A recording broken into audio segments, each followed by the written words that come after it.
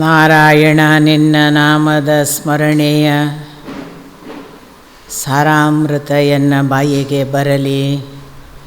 ಬಾರಂಗ ಕನಸಿನೊಳಗಲಿ ನನಸಿನೊಳಗಲಿ, ಮನಸ್ಸು ಕೆಟ್ಟಿರಲಿ ಮುನಿದಿರಲಿ.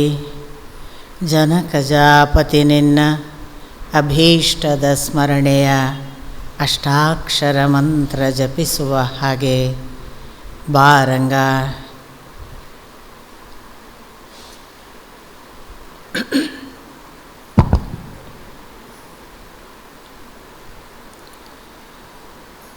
ಓಂ ಸಹನಾವವತು ಸಹನೌ ಭುನಕ್ತು ಸಹ ವೀರ್ಯಂಕರವಾವಹೈ ತೇಜಸ್ವಿನಾವಧೀತಮಸ್ತು ಮಾ ವಿದ್ವಿಷಾವಹೈ. ಓಂ ಶಾಂತಿ ಶಾಂತಿ ಶಾಂತಿ.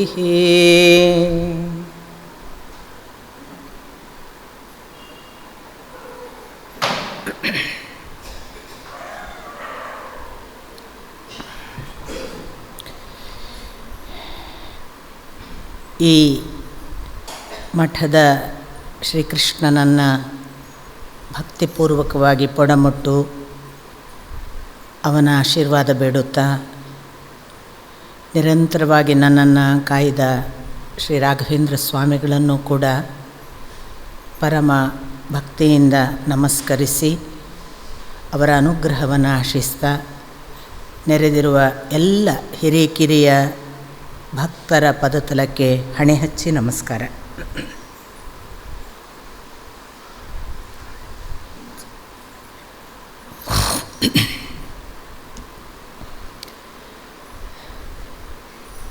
ಒಂದು ಸುಮಾರಾಗಿ 1ನೇ ಖಂಡವನ್ನು ಮುಗಿಸಿದ್ದೇವೆ. ನಾವು ತಲವಕಾರ ಉಪನಿಷತ್ತಿನ 9 ಮಂತ್ರಗಳನ್ನು ಸ್ಥೂಲವಾಗಿ ನೋಡಿದ್ದೇವೆ. ನಾವು ಮುಗಿಸಿದ್ದೇವೆ ಅಂತ ಹೇಳಿದ್ರು ಕೂಡ ತಪ್ಪಾದ ಪದಪ್ರಯೋಗ. ನೋಡೋಕ್ಕೆ ಪ್ರಯತ್ನ ಪಟ್ಟಿದ್ದೇವೆ ಅಲ್ಲಿ ಏನೇನಿದೆ ಅಂತ. ಒಂದು ಸ್ವಲ್ಪ ಕೆಲವೊಮ್ಮೆ ಶಬ್ದಾರ್ಥಗಳನ್ನು, ಕೆಲವೊಮ್ಮೆ ಅಕ್ಷರಗಳ ವಿವರಗಳ ಹಾಗೆ ಕಾಣಿಸುವ ವಾಕ್ಯಗಳನ್ನು ಯಥಾರ್ಥವಾಗಿ ತಿಳಿದೇ ಇಲ್ಲ ಅನ್ನೋದು ನಮಗೆ ಹೇಳುವಾಗ ನನಗೂ ಗೊತ್ತಾಗ್ತದೆ, ಕೇಳಿದ ನಿಮಗೂ ಗೊತ್ತಾಗ್ತದೆ. ಇದಲ್ಲ, ಇದು ಕೇಳಿದಲ್ಲ, ನಾವು ಏನು ತಿಳಿದಿದ್ದೀವೋ ಅದಲ್ಲ, ಇವ್ರು ಏನು ಹೇಳ್ತಿದ್ದಾರೋ ಅದಲ್ಲ, ನಮಗೆ ಗೊತ್ತಾಗ್ತಿಲ್ಲ ಅನ್ನೋದೆಲ್ಲ ಗೊತ್ತಾಗ್ತಿದೆ. ಅಷ್ಟೊಂದು ಸ್ಪಷ್ಟವಾಗಿ ಅರಿವಿಗೆ ಬರುವ ವಿಷಯ. ಆದರೂ ಭಗವಂತನ ಕಾರುಣ್ಯದಿಂದ ಋಷಿಗಳು ಹೀಗೊಂದು ಗ್ರಹಿಸಲಿಕ್ಕೆ ಸಾಧ್ಯವೇ ಆಗದ ವಿಷಯವನ್ನು ಬಹಳ ಸುಂದರವಾಗಿ ಒಂದು ಒಗಟಿನ ಹಾಗೂ ಯಾವುದೋ ಒಂದು ಅರ್ಥ ಆಗ್ತದೆ ಅನ್ನಿಸುವ, ಆದರೆ ಅರ್ಥವೇ ಆಗದೆ ಉಳಿಯುವಂತಹ ಯಾವುದೋ ಒಂದು ನಿಗೂಢ ಭಾಷೆಯಲ್ಲಿಯೂ ಕೊಟ್ಟಿದ್ದಾರಲ್ಲ, ಅದಕ್ಕೆ ನಾವು ಅವರಿಗೆ ಕೃತಾರ್ಥರಾಗಿ ನಮಸ್ಕರಿಸಬೇಕು.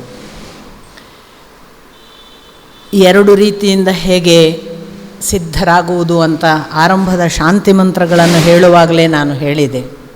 ಅಂದರೆ ಗುರು ಶಿಷ್ಯರಾಗಿ ಸಿದ್ಧರಾಗುವುದು ಒಂದು ಕಡೆಯಾದರೆ, ವೈಯಕ್ತಿಕವಾಗಿ ಇಂದ್ರಿಯಗಳನ್ನು ಬಲಿಷ್ಠವಾಗಲಿ ಅಂತ ಪ್ರಾರ್ಥಿಸುವ ಮೂಲಕ ಒಂದು ಸಿದ್ಧತೆಯನ್ನು ಆಪ್ಯಾಯಂತು ಮಮಾಂಗಾನಿ ಅಂತ.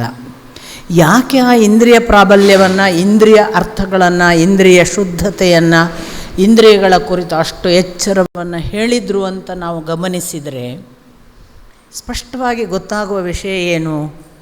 ಮುಂದಿನದ್ದು ನಿಮಗೆ ಮಂತ್ರಗಳನ್ನು ನೋಡುವಾಗ ಗೊತ್ತಾಗುತ್ತೆ. ಎಲ್ಲ ಇಂದ್ರಿಯ ಸಂಬಂಧಿ ವಿಷಯಗಳೇ ಇರೋದು ನೋಡಿ ಇಲ್ಲಿ ನಮಗೆ ತಿಳ್ಕೊಳ್ಳಿಕ್ಕೆ.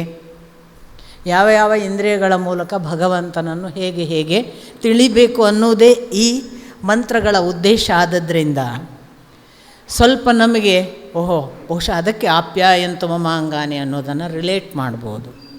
ಮತ್ತೊಂದು ಏಕಕಾಲಕ್ಕೆ ಗುರು ಶಿಷ್ಯ ಸಂಬಂಧ ಮುಖೇನ ಪ್ರಶ್ನೋತ್ತರ ರೂಪದಲ್ಲಿ ಅದು ಅನಾವರಣ ಆಗೋದರಿಂದ ಸಹನಾವವತು ಸಹನೌ ಭುನಕ್ತು ಅನ್ನೋದು ಕೂಡ ಕನೆಕ್ಟ್ ಆಗುತ್ತೆ. ನಿನ್ನೆ ದಿನ ನಾನು ಭಗವಂತನನ್ನು ಅವನು ಯಾರು, ಅವನು ಹೇಗಿದ್ದಾನೆ, ಅವನು ಯಾಕೆ ಇದ್ದಾನೆ, ಅಥವಾ ಅವನೇನು, ಅವನ ಸಾಮರ್ಥ್ಯಗಳೇನು. ಕವುದೇವೋ ಯುನಕ್ತಿ ಅಂತ ಕೇಳುವಾಗ ಬಹಳ ಬಾರಿ ನಮಗೊಂದು ತಪ್ಪು ಅರ್ಥ ಬರುವ ಚಾನ್ಸ್ ಉಂಟು. ಯಾವ ದೇವರು ಇದನ್ನೆಲ್ಲ ನಿಯೋಜಿಸುವುದು ಅಂತ ಪ್ರಶ್ನೆ ಕೇಳಿದ್ನಾ ಅಂತ. ಯಾವ ದೇವರು ನಿಯೋಜಿಸುವುದು ಅಂದರೆ ತುಂಬ ದೇವರಿದ್ದಾರೆ, ಅದರಲ್ಲಿ ಯಾರು ಅಂತ ಪ್ರಶ್ನೆ ಆದ ಹಾಗಾಗ್ತದೆ. ಹಾಗಲ್ಲ. ಕವುದೇವೋ ಯುನಕ್ತಿ ಅಂದರೆ ದೇವರು ಒಬ್ಬನೇ. ಅನೇಕ ಹೆಸರಿಟ್ಕೊಂಡು ಕೂತಿದ್ದೀವಿ ನಾವು, ಮತ್ತು ಅದರಲ್ಲೇ ಜಗಳ ಆಡ್ತಾ ಇದ್ದೇವೆ. ವಾಸ್ತವಿಕ ದೇವರು ಸರ್ವ ವ್ಯಾಪಕನೂ ಸರ್ವಶಕ್ತನೂ ಸರ್ವಜ್ಞನೂ ಆದ ಒಬ್ಬನೇ. ಅವನಿಗೆ ಮತ್ತೆ ನಾವು ಒಬ್ಬನನ್ನು ಒಂದೊಂದು ಹೆಸರಲ್ಲಿ ಕರೆದು ಜಗಳಕ್ಕೆ ಅಥವಾ ಪಂಥಕ್ಕೆ ಮತಕ್ಕೆ ವ್ಯತ್ಯಾಸಗಳಿಗೆ ಎಲ್ಲಕ್ಕೂ ಬಳಸಿದ್ದೇವೆ. ಆದರೆ ನಿಜಾರ್ಥದಲ್ಲಿ ನೋಡಿದರೆ ಭಗವಂತ ಅನ್ನೋದು ಸುಪ್ರೀಮ್ ಎನರ್ಜಿ ಅನ್ನೋ ಅರ್ಥದಲ್ಲೇ ತಗೊಳ್ಬೇಕು. ಹಾಗಾದರೆ ಇಲ್ಲಿ ದೇವರು ಯಾರು ಅಂತ ಕೇಳಿದ್ದಾರಲ್ಲ, ಕಹ ದೇವೋ ಅಂತ ಕೇಳಿದ್ದಾರೆ. ಯಾರು ಅವನು ಅಂತ.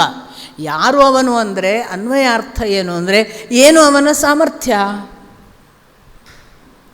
ಇಷ್ಟೆಲ್ಲ ಮಾಡುವವನ ಸಾಮರ್ಥ್ಯ ಏನು ಅನ್ನುವುದೇ ಪ್ರಶ್ನೆ ಹೊರತು ಆ ದೇವರ ಹೆಸರು ಹೇಳು ಅಂತಲ್ಲ.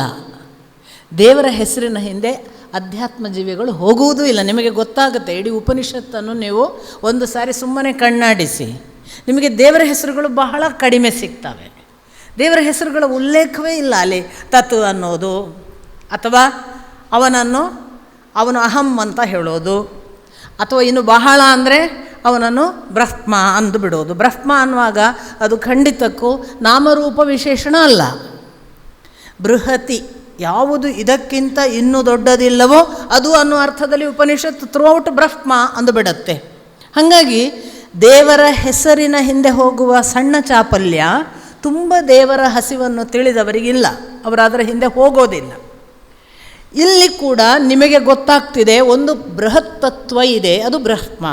ಆ ಬ್ರಹ್ಮ ಅನ್ನುವ ಬೃಹತ್ ತತ್ವದ ಕುರಿತಾಗಿ ಅದರ ವಿಸ್ಮಯಗಳನ್ನು ಹೇಗೆ ಗ್ರಹಿಸಬಹುದು, ಗ್ರಹಿಸುವುದಕ್ಕೆ ನಮಗೆ ಇರುವಂತಹ ಯಾವ ಇಂದ್ರಿಯಗಳಿವೆ ಅದರ ಮುಖಾಂತರ ಹೇಗೆ ಗ್ರಹಿಸಬಹುದು ಅನ್ನುವುದೇ ಇದರ ಒಟ್ಟು ಶೋಧ.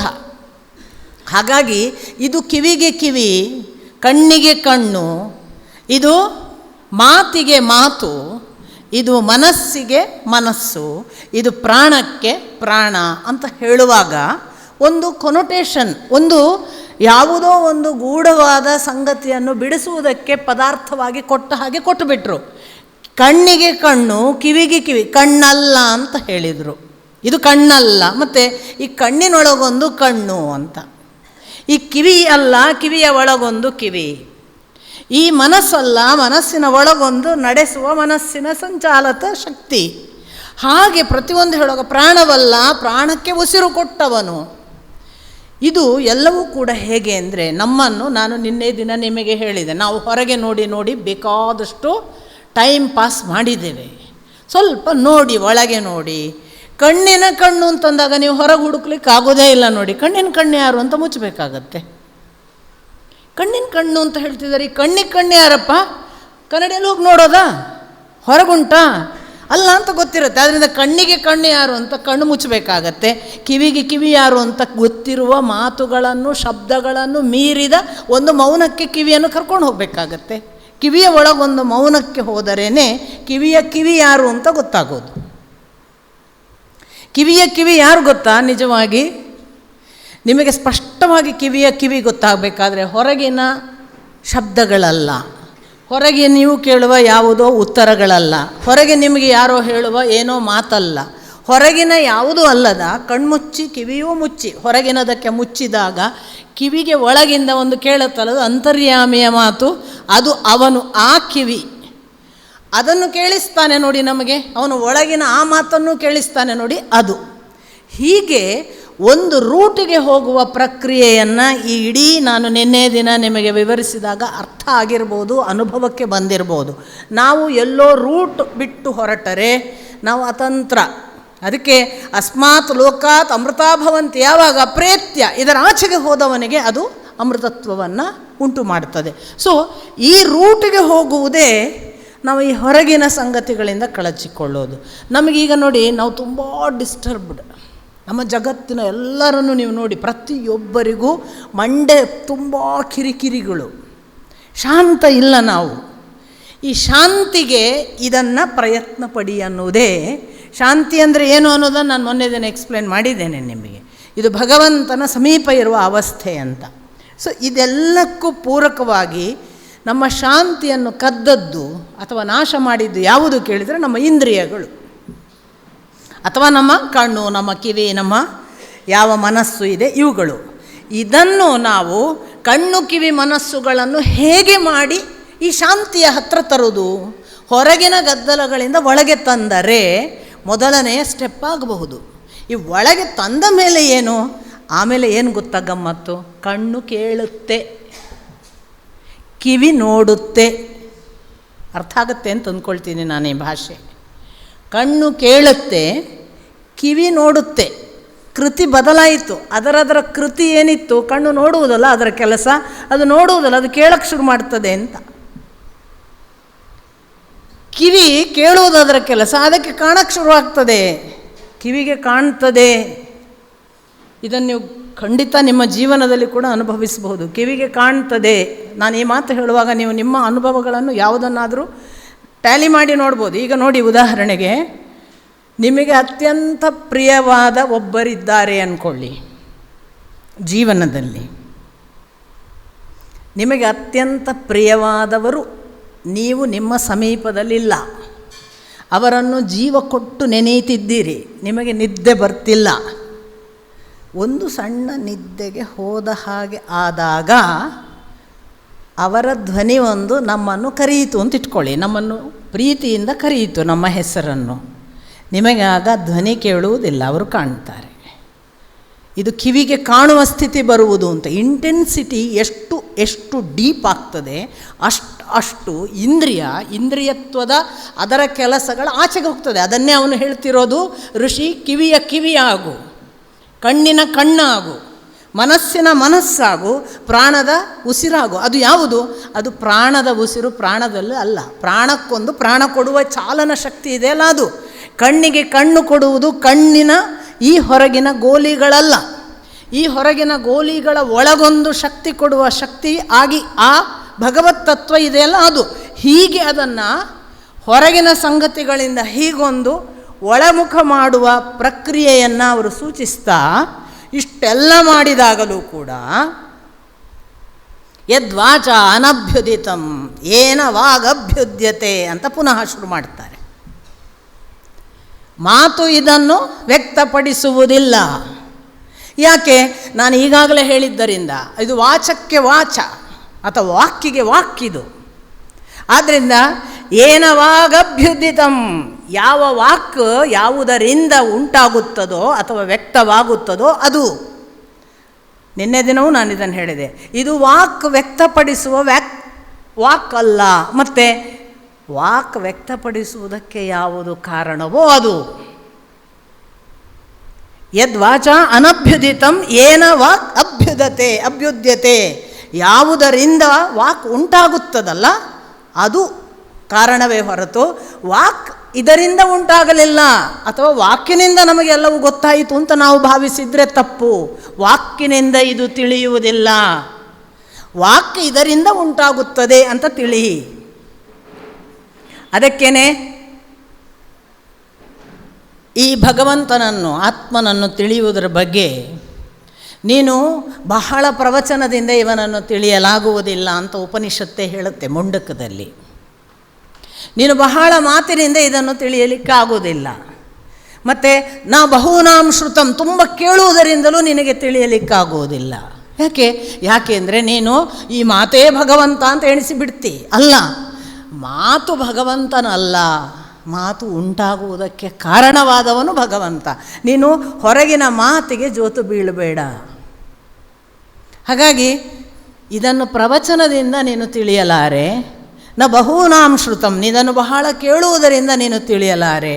ನಾಯಮಾತ್ಮ ಬಲಹೀನೇನ ಲಭ್ಯೋ ಅಂತಲೂ ಒಂದು ಮಾತು ಉಂಟು ಇನ್ನೊಂದು ಕಡೆ ಉಪನಿಷತ್ನಲ್ಲಿ. ತುಂಬ ಬಲಹೀನನಾದ ಒಬ್ಬನಿಗೆ ಇದು ತಿಳಿಯುವುದಿಲ್ಲ. ಧೀರ, ಅವನು ಬಲಿಷ್ಠನಿರಬೇಕು.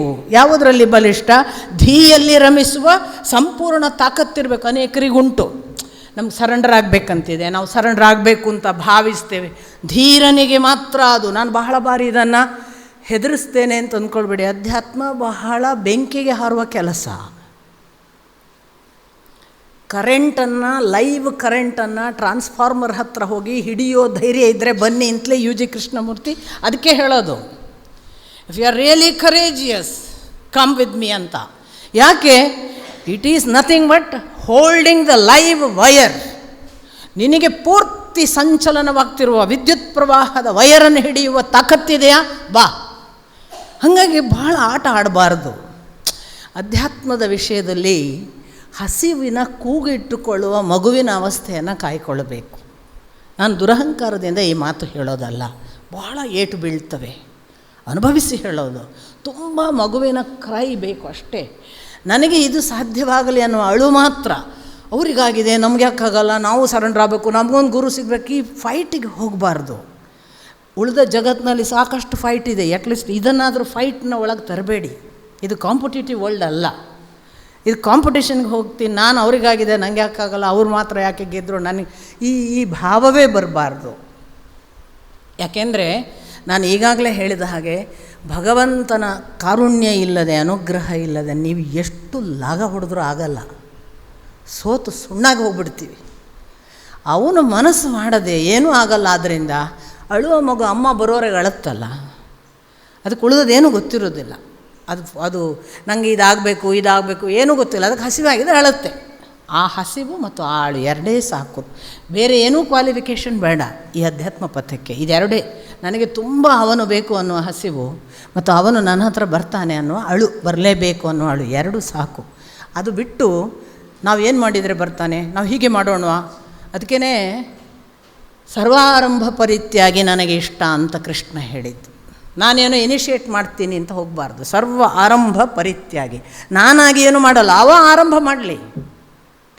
ಈ ಥರದ ಒಂದು ಆ್ಯಟಿಟ್ಯೂಡನ್ನು ನಮಗೆ ಈ ಎಲ್ಲ ಉಪನಿಷತ್ ವಾಕ್ಯಗಳು ಕೊಡ್ತವೆ, ಕೊಡಬೇಕು ಕೂಡ. ಅದೇ ಅದರ ಬಲ. ಆ ದೃಷ್ಟಿಯಲ್ಲಿ ಮುಂದೆ ಅವರು ಹೇಳ್ತಾ ನಿಮಗೆ ನಾನು ಹೇಳಿದೆ, ಎನ್ ಮನಸಾನ ಮನುತೆ ಏನಾಹುರ್ ಮನೋಮತಂ ಅಂತ. ಹಿಂದಿನವರು ಹೀಗೆ ಹೇಳಿದ್ದಾರಪ್ಪ, ಯಾವುದರಿಂದ ಮನಸ್ಸು ಕೆಲಸ ಮಾಡುತ್ತದೋ ಅದು ಹೊರತು ಮನಸ್ಸೇ ಮನಸ್ಸಿನ ಕೆಲಸ ಮಾಡುವುದಿಲ್ಲ. ಆದ್ದರಿಂದ ಮನಸ್ಸಿನಿಂದ ಇದನ್ನು ತಿಳಿಯಲಾಗುವುದಿಲ್ಲ. ಮನಸ್ಸನ್ನು ನಡೆಸುವ ಶಕ್ತಿ ಯಾವುದಿದೆಯಲ್ಲೋ ಅದು ಈ ಮನಸ್ಸನ್ನು ನಡೆಸ್ತಿದೆ ಅಥವಾ ತಿಳಿಸ್ತದೆ. ಹೀಗಲ್ಲ ಹೀಗೆ ಅಂತ ಹೇಳ್ತಾ ಬಂದರು. ಅದನ್ನು ಎಲ್ಲದಕ್ಕೂ ಅಪ್ಲೈ ಮಾಡಿದರು. ನಿಮಗೆ ಗೊತ್ತು, ಚಕ್ಷುಷಾ ನ ಪಶ್ಯತಿ ಏನ ಚಕ್ಷುಂಷಿ ಪಶ್ಯತಿ.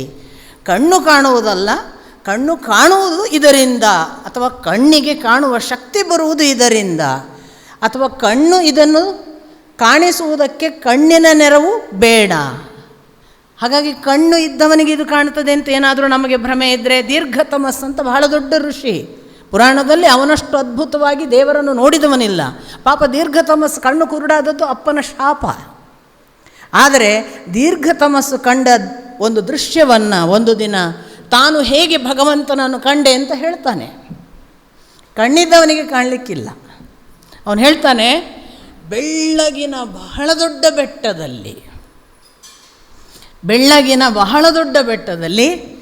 ಅವನ ಬಿಳಿ ಹೆಜ್ಜೆಗಳನ್ನು ಕಂಡೆ. ಏನು ಬ್ಯೂಟಿಫುಲ್ ನೋಡಿ. ಬೆಳ್ಳಗಿನ ಬಹಳ ದೊಡ್ಡ ಬೆಟ್ಟದಲ್ಲಿ, ಬೆಳಕಿನ ಬೆಟ್ಟ ಅದು ಅಂತಾನೆ ಅವನು. ಬಹಳ ಸ್ಪಷ್ಟವಾಗಿ ಅರ್ಥ ಆಗೋದು ಅದು ಬೆಳಕಿನ ಬೆಟ್ಟ. ನೀವು ಇಮ್ಯಾಜಿನ್ ಮಾಡಿ, ಬೆಳಕಿನ ಬೆಟ್ಟದಲ್ಲಿ ಬೆಳ್ಳಗಿನ ಬಿಳಿ ಹೆಜ್ಜೆ ಕಾಣಬೇಕಾದ್ರೆ ಆ ಬೆಳಕಿಗಿಂತ ದೊಡ್ಡ ಬೆಳಕನ್ನೊಂದು ನೋಡಿದ್ದಾನೆ ಅವನು. ಇಲ್ಲಾರು ನೋಡೋಕ್ಕೆ ನಮಗೆ ಸಾಧ್ಯವೇ ಇಲ್ಲ. ನಮಗೆ ಬೆಳ್ಳಗಿನ ಬೆಟ್ಟ, ನಮಗೆಲ್ರಿಗೂ ಹಿಮಾಲಯಕ್ಕೆ ಹೋದರೆ ನಿಮಗೆ ಕಾಣಿಸುತ್ತೆ ಹಿಮಾಚ್ಛಾದಿತ ಬೆಟ್ಟ. ಹಿಮಾಚ್ಛಾದಿತ ಬೆಟ್ಟ ಎಲ್ಲ ಹೇಗಿದೆ ಅಂದರೆ ತುಂಬ ಬೆಳಕು, ಕರೆಕ್ಟ್, ಬೆಳಕಿನ ಬೆಟ್ಟ ಅಂತ ನಾವು ಕಾಣ್ಬೋದು. ಆದರೆ ಅಲ್ಲೊಂದು ವೇಳೆ ಆ ಬೆಳಕಿನಲ್ಲಿ ಹೆಜ್ಜೆ ಕಾಣಬೇಕಾದ್ರೆ ಅದು ಈ ಬೆಳಕನ್ನು ಮೀರಿಸುವ ಯಾವುದೋ ಬೆಳಕು ಬಂದಿರಬೇಕು. ದೀರ್ಘತಮಸ್ಸಿಗೆ ಅದು ಕಂಡಿತು. ದೀರ್ಘತಮಸ್ಸಿನಲ್ಲಿ ಇರುವವ ಅಂಧ, ಕುರುಡ ಹೇಳ್ತಾನೆ. ಹಾಗಾಗಿ ಕಣ್ಣಿನಿಂದ ಕಾಣುವುದಲ್ಲ ಅನ್ನುವುದಕ್ಕೆ ದೀರ್ಘತಮಸ್ಸಿಗಿಂತ ಇನ್ಯಾವ ಉದಾಹರಣೆ ಬೇಕು? ಕಣ್ಣಿನಿಂದ ಕಾಣುವುದೇ ಅಲ್ಲ, ಕೇಳುವುದು ಕೂಡ ಕಿವಿಯಿಂದ ಕೇಳಿದ್ದರಿಂದ ನಮಗೆ ಗೊತ್ತಾಯಿತು. ಅಲ್ಲ, ಕಿವುಡರಿಗೂ ಆಗಬಹುದಲ್ಲ ಭಗವದ್ ದರ್ಶನ. ಎಷ್ಟೋ ಉದಾಹರಣೆಗಳನ್ನು ಭಗವದ್ ದರ್ಶನ ಆದವರನ್ನು ನಾವು ಹುಡುಕುವಾಗ ಗೊತ್ತಾಗುತ್ತೆ. ಆಮೇಲೆ ತುಂಬ ಮನಸ್ಸು, ಅರಿವು, ಬುದ್ಧಿ ಇದನ್ನೇ ತಿಳಿದವರು ಜ್ಞಾನಿಗಳು, ಇವರಿಗೆ ಆಗಿದೆ ಅಂತ ನಾವು ಹೋದರೆ ಅರಿವೇ ಇಲ್ಲದ ಯಾರೋ ಸಿದ್ದಪ್ಪಾಜಿ ನಿನ್ನೆ ತೀರಿಕೊಂಡ್ರು ಅವರು ಯಡಿಯೂರಿನಲ್ಲಿ, ಹಾಸನದ ಯಡಿಯೂರಿನ ತಟ್ಟೆಕೆರೆ ಅನ್ನುವಲ್ಲಿ ಇದ್ದಂತಹ ಒಬ್ಬ ಕಲ್ಲು ಕುಟಿಗ.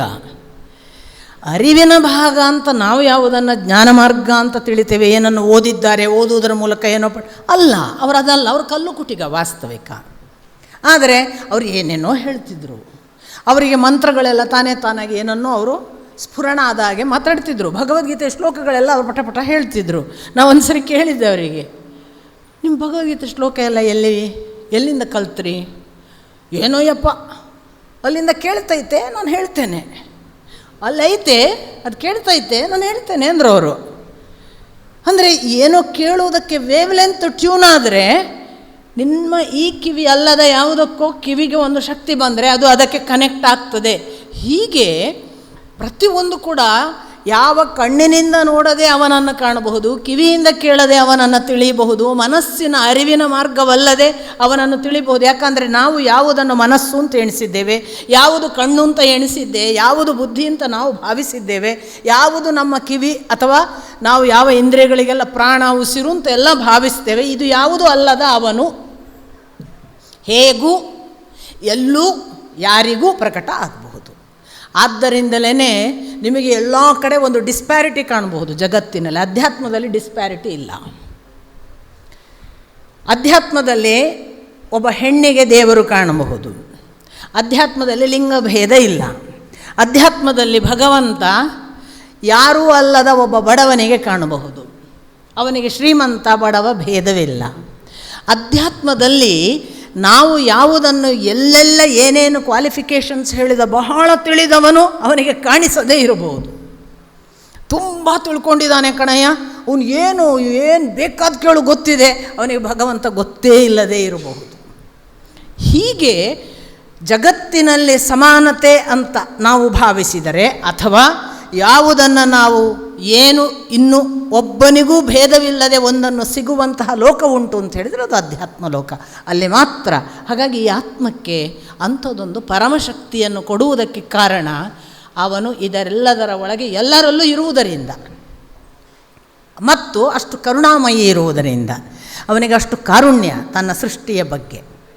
ಇಂಥ ಎಲ್ಲ ಗುಣಗಳನ್ನು ಹೇಳಿದ ಮೊದಲನೆಯ ಖಂಡದಲ್ಲಿ ನೀವು ವಾಕ್ಕಿನ ವಾಕು ಅಥವಾ ಕಣ್ಣಿನ ಕಣ್ಣು ಅಥವಾ ಅವನ ಮನಸ್ಸಿನ ಮನಸ್ಸು, ಪ್ರಾಣದ ಪ್ರಾಣ ಅಂತ ಎಲ್ಲ ನೀವು ಗಮನಿಸಿ, ತದೇವ ಬ್ರಹ್ಮತ್ವಂ ವಿದ್ಧಿ ನೇದಂ ಯದಿದಂ ಉಪಾಸತೆ ಅಂತ ಹೇಳಿದ್ದನ್ನು ಪದೇ ಪದೇ ಎಚ್ಚರಿಸಿ ಹೇಳಿದ್ದನ್ನು ನಾನು ನಿನ್ನೆ ದಿನ 9 ಮಂತ್ರಗಳನ್ನು ಹೇಳುವಾಗ ಹೇಳಿದೆ. ಇವತ್ತು 2ನೇ ಖಂಡಕ್ಕೆ ಬರುವಾಗ, ಯದಿ ಮನ್ಯಸೆ ಸುವೇದೇತಿ ದಹ್ರಮೇವಾಪಿ ನೂನಂ, ಯದಿ ಮನ್ಯಸೆ ಸುವೇದೇತಿ ದಹ್ರಮೇವಾಪಿ ನೂನಂ ಅಂತ ಒಂದು ಪಾಠ, ದಭ್ರಮೇವಾಪಿ ನೂನಂ ಅಂತ ಇನ್ನೊಂದು ಪಾಠ, ನ ತ್ವಂ ವೇತ್ಥ ಬ್ರಹ್ಮಣೋ ರೂಪಂ ಅಂತ ಒಂದು ಪಾಠ, ವೇತ್ತಂ ತ್ವಂ ಬ್ರಹ್ಮಣೋ ರೂಪಂ ಅಂತ ಇನ್ನೊಂದು ಪಾಠ, ಅಪ್ಪನತ್ವಂ ವೇತ್ತಂ ಬ್ರಹ್ಮಣೋ ರೂಪಂ ಅಂತ ಸರಿಯಾದ ಪಾಠ ಅಂತಾರೆ. ಇಲ್ಲಿ ನೋಡಿ, ಅಷ್ಟಕ್ಕೆ ಮುಗಿಸೋದಿಲ್ಲ.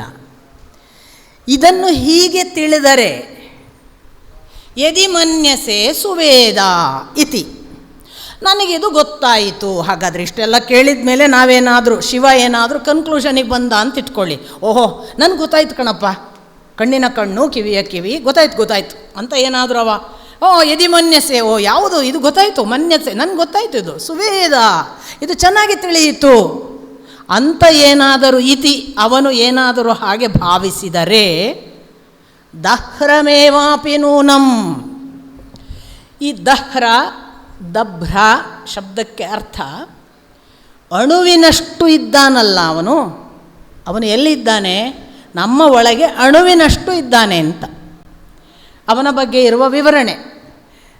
ಅವನು ಪ್ರಪಂಚದ ಹೊರಗೆ ಸರ್ವವ್ಯಾಪ್ತನಾಗಿ ಇದ್ದಾನೆ, ಹಾಗಾಗಿ ಅವನು ಸಣ್ಣವನೇನು ಅಲ್ಲ ಅಂತ ಗೊತ್ತಾಗುತ್ತೆ. ಮಹತೋ ಮಹೀಯಾನವನು, ಹೊರಗೆ ಬಂದರೆ ಮಹೀಯಾನ್, ಆದರೆ ಒಳಗೆ ಬಂದರೆ ಅಣೋರಣೀಯಾನ್. ಅವನು ಎಷ್ಟು ಸಣ್ಣವ ಅಂದರೆ ಹೃದಯ ಕುಹರ ಮಧ್ಯೆ ಬ್ರಹ್ಮಸತ್ಯಂ ನಿಷ್ಕಲಂ, ಎಷ್ಟು ಅಂಗುಷ್ಠ ಮಾತ್ರಂ ಅಂತ ಒಂದು ವಿವರಣೆ. ಒಳಗೊಂದು ಬೆಳಕು ಇದೆ, ಈ ಒಳಗಿನ ಬೆಳಕು ಎಷ್ಟಿದೆ? ಒಂದು ಅಂಗುಷ್ಟದಷ್ಟಿದೆ ಅಂತ. ಈ ಹೆಬ್ಬೆರಳಿನ ಉಗುರಿನಷ್ಟು ಪ್ರಮಾಣದಲ್ಲೊಂದು ಬೆಳಕಿದೆ ಅಂತ ಬಲ್ಲವರು, ದಾರ್ಶನಿಕರು, ಋಷಿಗಳು ಹೇಳಿದ ಮಾತು ಉಪನಿಷತ್ನಲ್ಲಿ. ಈ ಉಪನಿಷತ್ನಲ್ಲೇ ಹೇಳಿದ್ದಾದ್ರಿಂದ ಇದು ಋಷಿಗಳಿಗೆ ಮಾತ್ರ ಗೊತ್ತಪ್ಪ ಅಂತ ನಾವು ಭಾವಿಸಿಬಿಡುವ ಅಪಾಯ ಇದೆ. ಏನು ಇಂಟ್ರೆಸ್ಟಿಂಗ್ ಅಂತಂದರೆ, ಅಲ್ಲೊಂದು ಕಡೆ ಒಂದು ಮಾತು ಉಪನಿಷತ್ತಿನಲ್ಲಿ ಹೇಳಿದ್ದು ಅನುಭವ ಪ್ರಮಾಣ ಆದಾಗ ನಮಗೇನಾಗುತ್ತೆ? ಓಹೋ, ನಮಗೊಂದು ಖಾಚಿತ್ಯ ಬರುತ್ತೆ, ಇದು ನಮಗೂ ಆಗ್ಬೋದು ಅಂತ.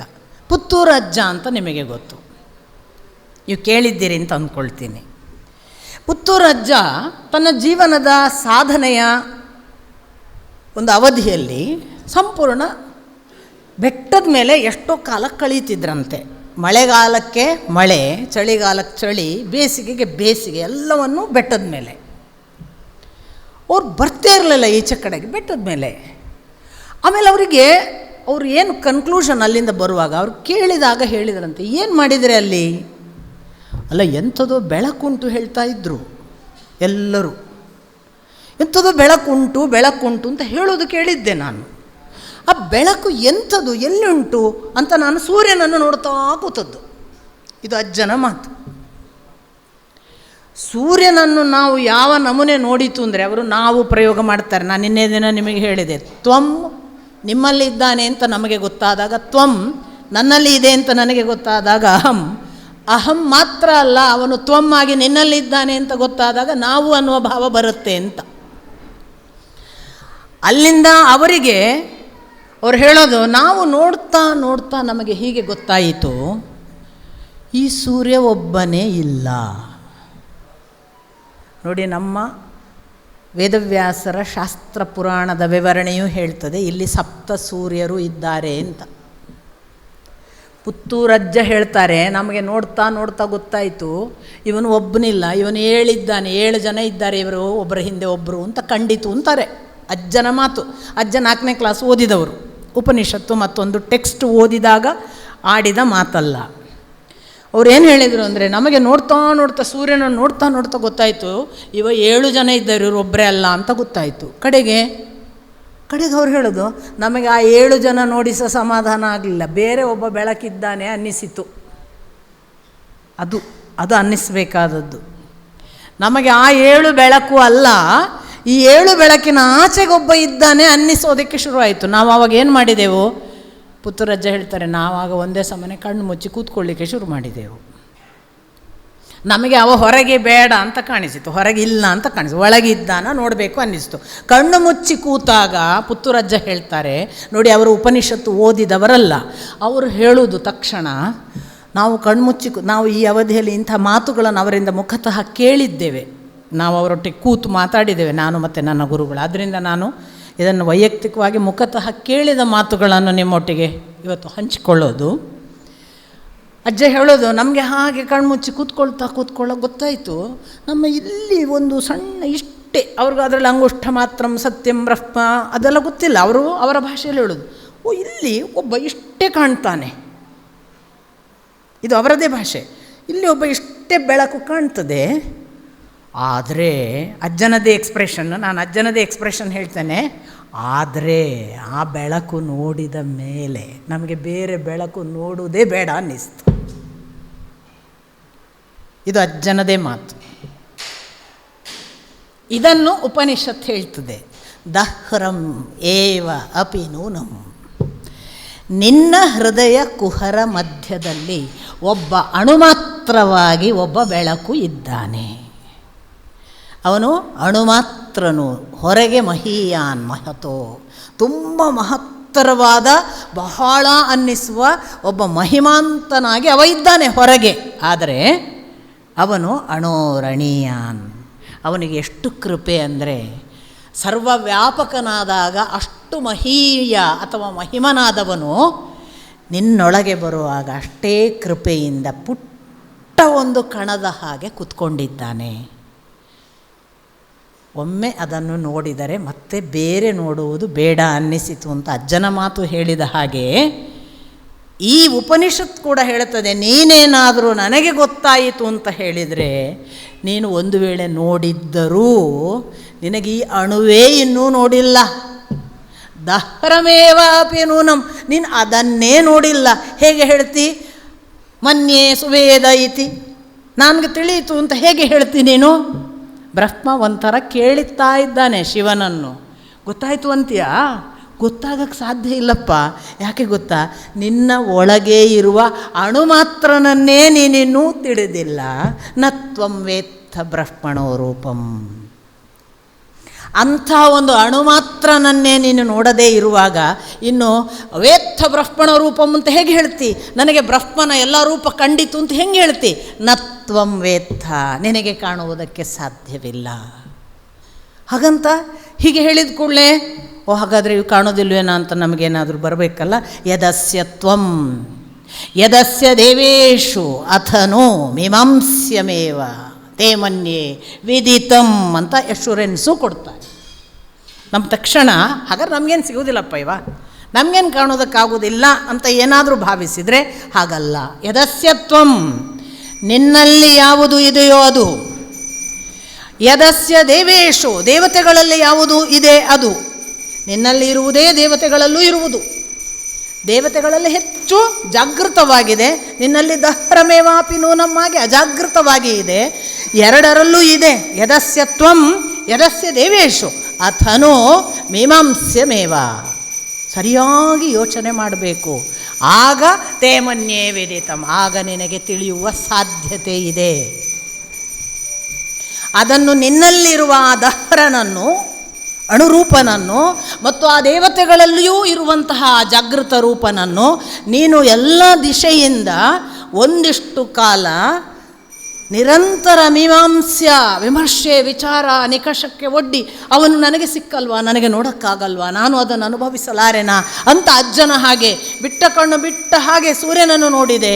ಕಣ್ಣು ಮುಚ್ಚಿ ಕೂತವನು ಸೂರ್ಯ ಬೇಡ ಒಳಗಿರುವ ಬೆಳಕು ಕಾಣಲಿ ಅಂತ ಹಠ ಹಿಡಿದು ಕೂತರಲ್ಲ, ಇದು ಮತ್ತೆ ಹಾಗೆ ಲೈವ್ ವಯರಿಗೆ ಕೈ ಕೊಟ್ಟವರಿಗೆ ಮಾತ್ರ ಸಾಧ್ಯ. ನಾನು ಮತ್ತೆ ನೆನ್ಪು ಮಾಡೋದು ಅದನ್ನು, ಪುತ್ತೂರಜ್ಜಂಗಾಗಿದಲ್ಲ, ನಮಗಾಗಲ್ವಾ? ಹಠ ಬೇಡ. ನಮಗೆ ಎಷ್ಟು ಕಾಣ್ತಾನೆ ನಮ್ಮ ಸೌಭಾಗ್ಯಕ್ಕೆ. ನಮಗೆ ಕೊಡದಲ್ಲಿ ನೀರ ಬರಲಿ, ನಮ್ಮ ತಂಬಿಗೆ ಮಾತ್ರ ನೀರವಾ ಸಾಕು, ನಮಗೊಂದು ಬೊಗಸೆಲ್ಲಿ ಕೊಡ್ತಾನ ಕೊಡಲಿ, ಅದೇ ಆಗಬೇಕು, ಕಡಲಿನ ಅಷ್ಟು ಬೇಕು. ಹಠ ಬೇಡ. ಈ ದೃಷ್ಟಿಯಲ್ಲಿ ನೀನು ನಿರಂತರವಾಗಿ ಯದಸ್ಯತ್ವಂ, ಇದು ನಿನ್ನಲ್ಲಿ ಇದೆ. ಶಿವ ನಿನ್ನಲ್ಲಿ ಇದೆಯಪ್ಪ ನು ಅಂತ ಕೇಳೋದು ನೋಡಿ. ಅಥನು ಅಲ್ವೇನು, ಅಲ್ವೇನು, ನಿನ್ನ ಹತ್ರನೂ ಇದೆ ಕಣಪ್ಪ. ಯದಸ್ಯ ದೇವೇಶು, ದೇವರಲ್ಲೂ ಇದೆ, ದೇವತೆಗಳಲ್ಲೂ ಇದೆ. ಅವನನ್ನು ನೀನು ಮೀಮಾಂಸ್ಯಮೇವ, ನಿರಂತರ ವಿಚಾರಕ್ಕೆ ಒಳಪಡಿಸು. ನಿನ್ನೊಳಗೆ ಅದನ್ನು ನಿರಂತರ ನೋಡು. ತದೇವ, ಆಗ ಏನು ಮಾಡ್ತಿ? ತೇ ಮನ್ಯೇ ವಿದಿತಂ, ಆಗ ಅದನ್ನು ತಿಳಿಯುವ ಸಾಧ್ಯತೆ ಇದೆ. ಏಕದಂ ನಮಗೆ ಇಲ್ಲವೇ ಇಲ್ಲ ಅಂತ ನಿರಾಕರಣೆಗೆ ಹಾಕುವುದಿಲ್ಲ. ಹಾಗಂತ ತಿಳಿಯಿತು ಅನ್ನುವ ಗರ್ವಕ್ಕೆ ಹೋಗುವುದಕ್ಕೆ ಬಿಡೋದಿಲ್ಲ. ಹೀಗಿದೆ, ತಿಳಿಯಕ್ಕೆ ಸಾಧ್ಯ ಇಲ್ಲ. ನೋಡಿ, ತಿಳಿಯಕ್ಕೆ ಸಾಧ್ಯ ಇಲ್ಲ ಅನ್ನುವಾಗ ದಹರಮೇವಾಪಿ ನೂನಂ ಅಂತ ಒಂದು ಪ್ರಯೋಗವನ್ನು ಹೇಳಿದರು. ಒಂದು ಅಣುವಿನ ಹಾಗೆ ಇರುವವನನ್ನೇ ನಿನಗೆ ತಿಳಿಲಿಕ್ಕಾಗಲಿಲ್ಲ, ಇನ್ನೇನು ಆ ಬ್ರಹ್ಮನ ರೂಪಗಳನ್ನೆಲ್ಲ ಹೇಗೆ ತಿಳಿತಿ? ನತ್ವಂ ವೇತ್ತ ಬ್ರಹ್ಮಣೋ ರೂಪಂ, ಆ ಬ್ರಹ್ಮನ ರೂಪವನ್ನು ನೀನು ತಿಳಿಯೋಕ್ಕೆ ಸಾಧ್ಯವಿಲ್ಲ ಅಂತ ಹೇಳಿದರು. ಏನು ದಹರಮೇವಾಪಿ ನೂನಂ? ಒಂದು ಸೂಜಿ ಮೊನೆಯ ಅಣುವಿನ ರೂಪ ಅಂತ ಹೇಳ್ತಾರೆ. ಇದಕ್ಕೆ ಉಪನಿಷತ್ತಿನಲ್ಲಿ ಇಡೀ ಹೃದಯವನ್ನು ಒಂದು ಕಮಲದ ಮೊಗ್ಗಿಗೆ ಹೋಲಿಸ್ತಾರೆ. ಕಮಲದ ಮೊಗ್ಗು ನೆನಪು ಮಾಡ್ಕೊಳ್ಳಿ, ಹೀಗಿದೆ, ಇದು ಹೃದಯ ಅವರ ಪ್ರಕಾರ. ನಾವು ಹೃದಯವನ್ನು ಸ್ವಲ್ಪ ಹೀಗೆ ಮಾಡ್ತೀವಿ, ಇದೇ ಮೊಗ್ಗು ಅಂದ್ಕೊಳ್ಳಿ. ಹೃದಯ ಅವರ ಪ್ರಕಾರ ಅದು ಹೇಗಿದೆ? ಅವರೇ ಹೇಳೋದು, ಕೆಳಕ್ಕೆ ಮುಖ ಮಾಡಿ ಇದೆ. ಅರ್ಥ ಆಯ್ತಲ್ವ? ಅದು ಮೇಲ್ಮುಖ ಇಲ್ಲ, ಹೀಗಿದೆ. ಹೌದಲ್ವ? ಹೃದಯದ ಕೆಳಭಾಗಕ್ಕೆ ಮೊಗ್ಗಿನ ಭಾಗ, ಅದರ ತೊಟ್ಟು ಮೇಲ್ಭಾಗ ಇಮ್ಯಾಜಿನ್ ಮಾಡ್ಕೊಳ್ಳಿ. ಹೀಗೆ ಬಂದಿದೆ, ಇಲ್ಲಿ ಅದರ ನಾಳಗಳು. ಅವರೇನು ಹೇಳ್ತಾರೆ ಅಂದರೆ, ಕಮಲ ಅನ್ನುವುದು ಅದು ಬ್ರಹ್ಮ ನನ್ನ ಇಟ್ಟುಕೊಳ್ಳುವ ಹೃದಯ ಕೋಶ, ಅದು ತಾವರೆ, ಅದು ಕೆಳಮುಖವಾಗಿದೆ. ಅದರ ನಾಳ, ಕಂಠನಾಳ ಮೇಲ್ಮುಖವಾಗಿ ಇದೆ. ಅವರೇನು ಹೇಳ್ತಾರೆ ಅಂದರೆ, ಈ ಪುಷ್ಪದ ಕಂಠನಾಳದ ಬಿಂದು ಭಾಗದಲ್ಲಿ ಅವನಿದ್ದಾನೆ ಅಂತ. ಹೃದಯ ಕೋಶದ ಇದನ್ನು ನಾವು ಸ್ವಲ್ಪ ನಮ್ಮ ಪುಷ್ಪಗಳನ್ನು ಇಮ್ಯಾಜಿನ್ ಮಾಡೋಣ. ಒಂದು ತಾವರೆಯನ್ನು ನೀವು ಅರಳಿಸಿ ನೋಡಿ, ಅದರ ಪಕ್ಕಳೆಗಳನ್ನೆಲ್ಲ ತೆಗೆದ ಮೇಲೆ, ಅದರ ಎಲ್ಲ ಭಾಗಗಳನ್ನು ತೆಗೆದ ಮೇಲೆ ಒಂದು ಸಣ್ಣ ಹೋಲ್ ಕಾಣ್ತದೋ ಇಲ್ಲವೋ, ಅದು ದಹರಮೇವಾಪಿ ನೂನಂ. ಅಷ್ಟು ಆ ಹೋಲ್, ಆ ಬಿಂದು ಮಾತ್ರದ ಭಾಗ ಉಂಟಲ್ಲ, ಅಲ್ಲಿ ಅವನು ಅಣುವಾಗಿ ಇದ್ದಾನೆ ಅಂತ. ಇದು ಹೃದಯದಲ್ಲಿ. ಈ ಹೃದಯ ಅದು ಕೆಳಮುಖವಾದ ತಾವರೆ ಕಣಪ್ಪ. ಅದರ ಕಂಠನಾಳದಲ್ಲಿ ಮೇಲಕ್ಕೆ ಕರ್ಕೊಂಡು ಹೋಗುವ ಒಂದು ಚಾಲನೆ ಕೊಡುವ ಭಗವತ್ ಶಕ್ತಿ ಇದೆ. ಅದರ ಬಿಂದು ಆ ಹೂವಿನ ಆ ಕಂಠನಾಳ ಆರಂಭ ಆಗುವಲ್ಲಿದೆ. ಅದನ್ನು ನೋಡು ಅಂತ. ಇದನ್ನು ವೈದ್ಯಕೀಯದಲ್ಲೂ ಹೇಳ್ತಾರೆ ಅಲ್ವಾ. ಈ ವೈದ್ಯಕೀಯವು ಕೂಡ ಹೇಳುತ್ತೆ, ನಮ್ಮ ಹೃದಯ ಒಂದು ಹೂವಿನ ಆಕಾರದಲ್ಲಿ ಕೆಳಮುಖವಾಗಿದೆ, ಅದಕ್ಕೆ ಗ್ರಂಥಿಗಳನ್ನು ಕರ್ಕೊಂಡು ಹೋಗೋ ನಾಳ ಗ್ರಂಥಿಗಳು ಮೇಲಿವೆ, ಎಲ್ಲ ಸರಿ. ರಮಣರು ಬಹಳ ಬ್ಯೂಟಿಫುಲ್ಲಾಗಿ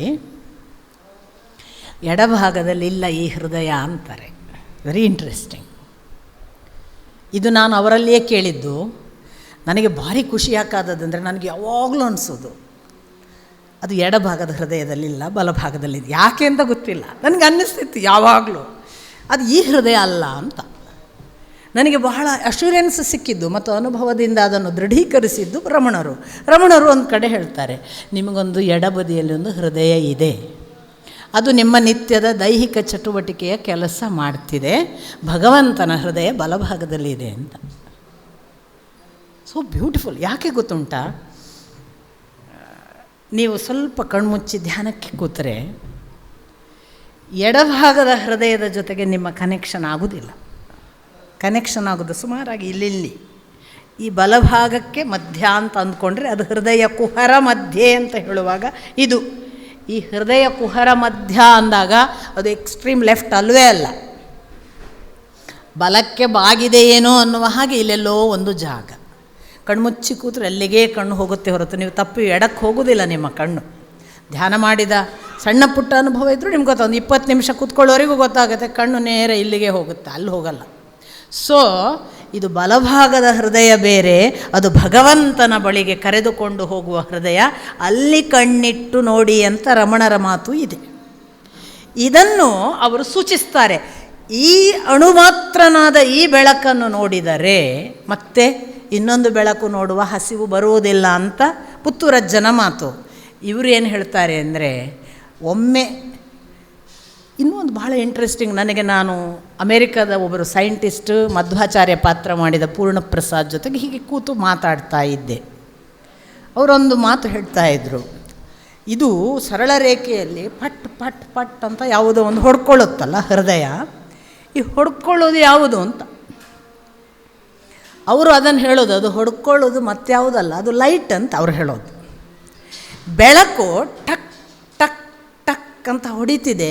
ಒಂದು ದಿನ ಆ ಬೆಳಕು ಟಕ್ ಟಕ್ ಹೊಡಿಲಿಲ್ಲ ಅಂದರೆ ಹೃದಯ ನಿಲ್ಲೋದು. ಹೃದಯ ಪಂಪ್ ಮಾಡುವ ಸೌಂಡ್ ಅಲ್ಲ ಅಂತ ಅವರದೊಂದು ಸೈನ್ಸಿನ ಎಕ್ಸ್ಪ್ಲನೇಷನ್. ಈ ಬೆಳಕು ಎವ್ರಿ ಮೊಮೆಂಟ್ ಹೃದಯಕ್ಕೆ ಹೋಗಿ ಟಕ್ ಟಕ್ ಹೊಡಿತದೆ, ಆಗ ಅದು ತನ್ನ ಕೆಲಸ ಮಾಡ್ತದೆ ಅಂತ. ನಾವು ಹೇಳೋದು ಹೃದಯ ಹೀಗೆ ಹೀಗೆ ಆಗೋದ್ರಿಂದ ಶಬ್ದ ಅಂತ ಅಲ್ಲ. ಅವ್ರು ಹೇಳೋದು ಶಬ್ದ ನಿಮಗೆ ಕೇಳಿದ್ದು ಬೆಳಕು ಕಾಣದೇ ಇರುವುದರಿಂದ. ನಮಗೆ ಹಾಗೆ ಅಲ್ವಾ, ಬೆಳಕು ಕಾಣ್ತಿಲ್ಲ, ಅದರಿಂದ ನೀವು ಶಬ್ದ ಎಲ್ಲಿಂದ ಬಂತು ಅಂತ ನೋಡ್ತಿದ್ದೀರಿ. ಶಬ್ದ ಎಲ್ಲಿಂದ ಬಂತು ಅಂತ ನಮಗೆ ಅನ್ನಿಸುತ್ತೆ ಈ ಕ್ರಿಯೆಯಿಂದ ಬಂತು ಅಂತ. ಈ ಕ್ರಿಯೆ ಆಗುವುದೇ ಈ ಇಲ್ಲಿರುವ ಬೆಳಕು ಟಕ ಟಕ ಹೊಡಿತಿದೆ, ಇದು ಜೀವನ ಕಾರುಣ್ಯ ಅಂತ ಅವರ ಒಂದು ವಿವರಣೆ. ಎಲ್ಲ ಎಷ್ಟೊಂದು ವಿಷಯಗಳು ದಹ್ರಮೇವಾಪಿನೂ ನಮ್ಮಲ್ಲಿ ಇದೆ, ನಮಗೆ ಗೊತ್ತಿಲ್ಲ.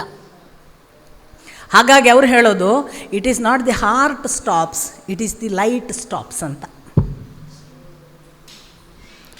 When the light stops its beat, the heart stops, ಅಷ್ಟೇ ಅವರ ಎಕ್ಸ್ಪ್ಲನೇಷನ್.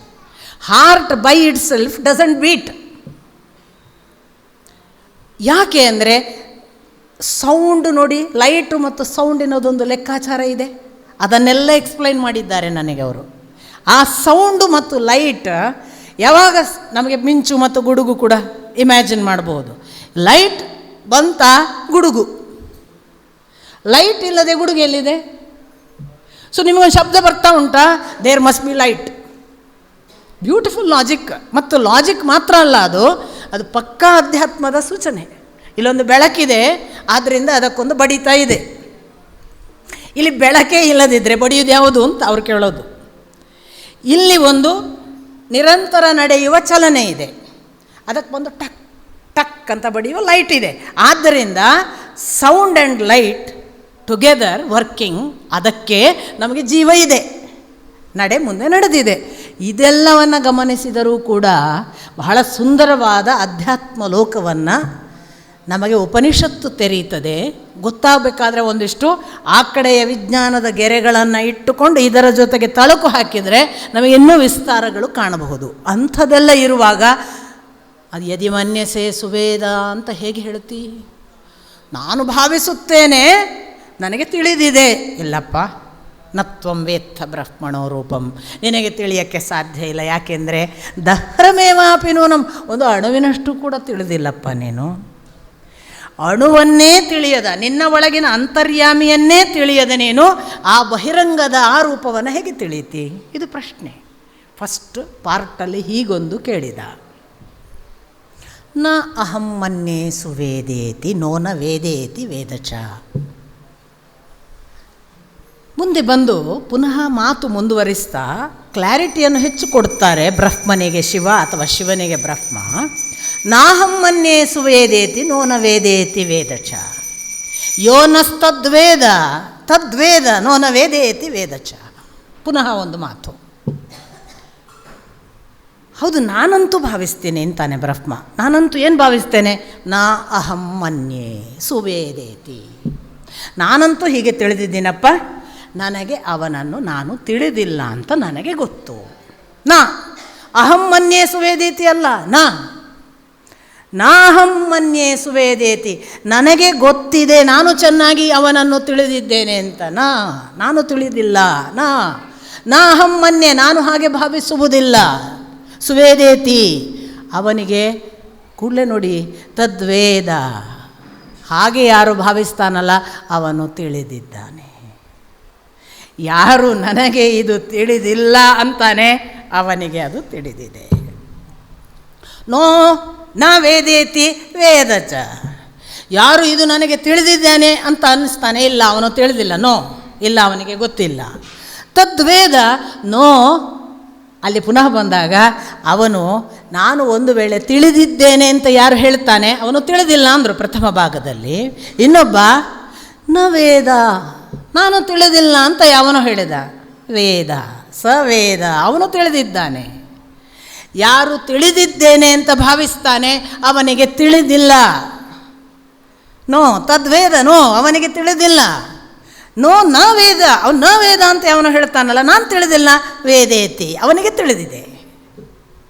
ಇಷ್ಟೇ ಅದರ ಬ್ಯೂಟಿ.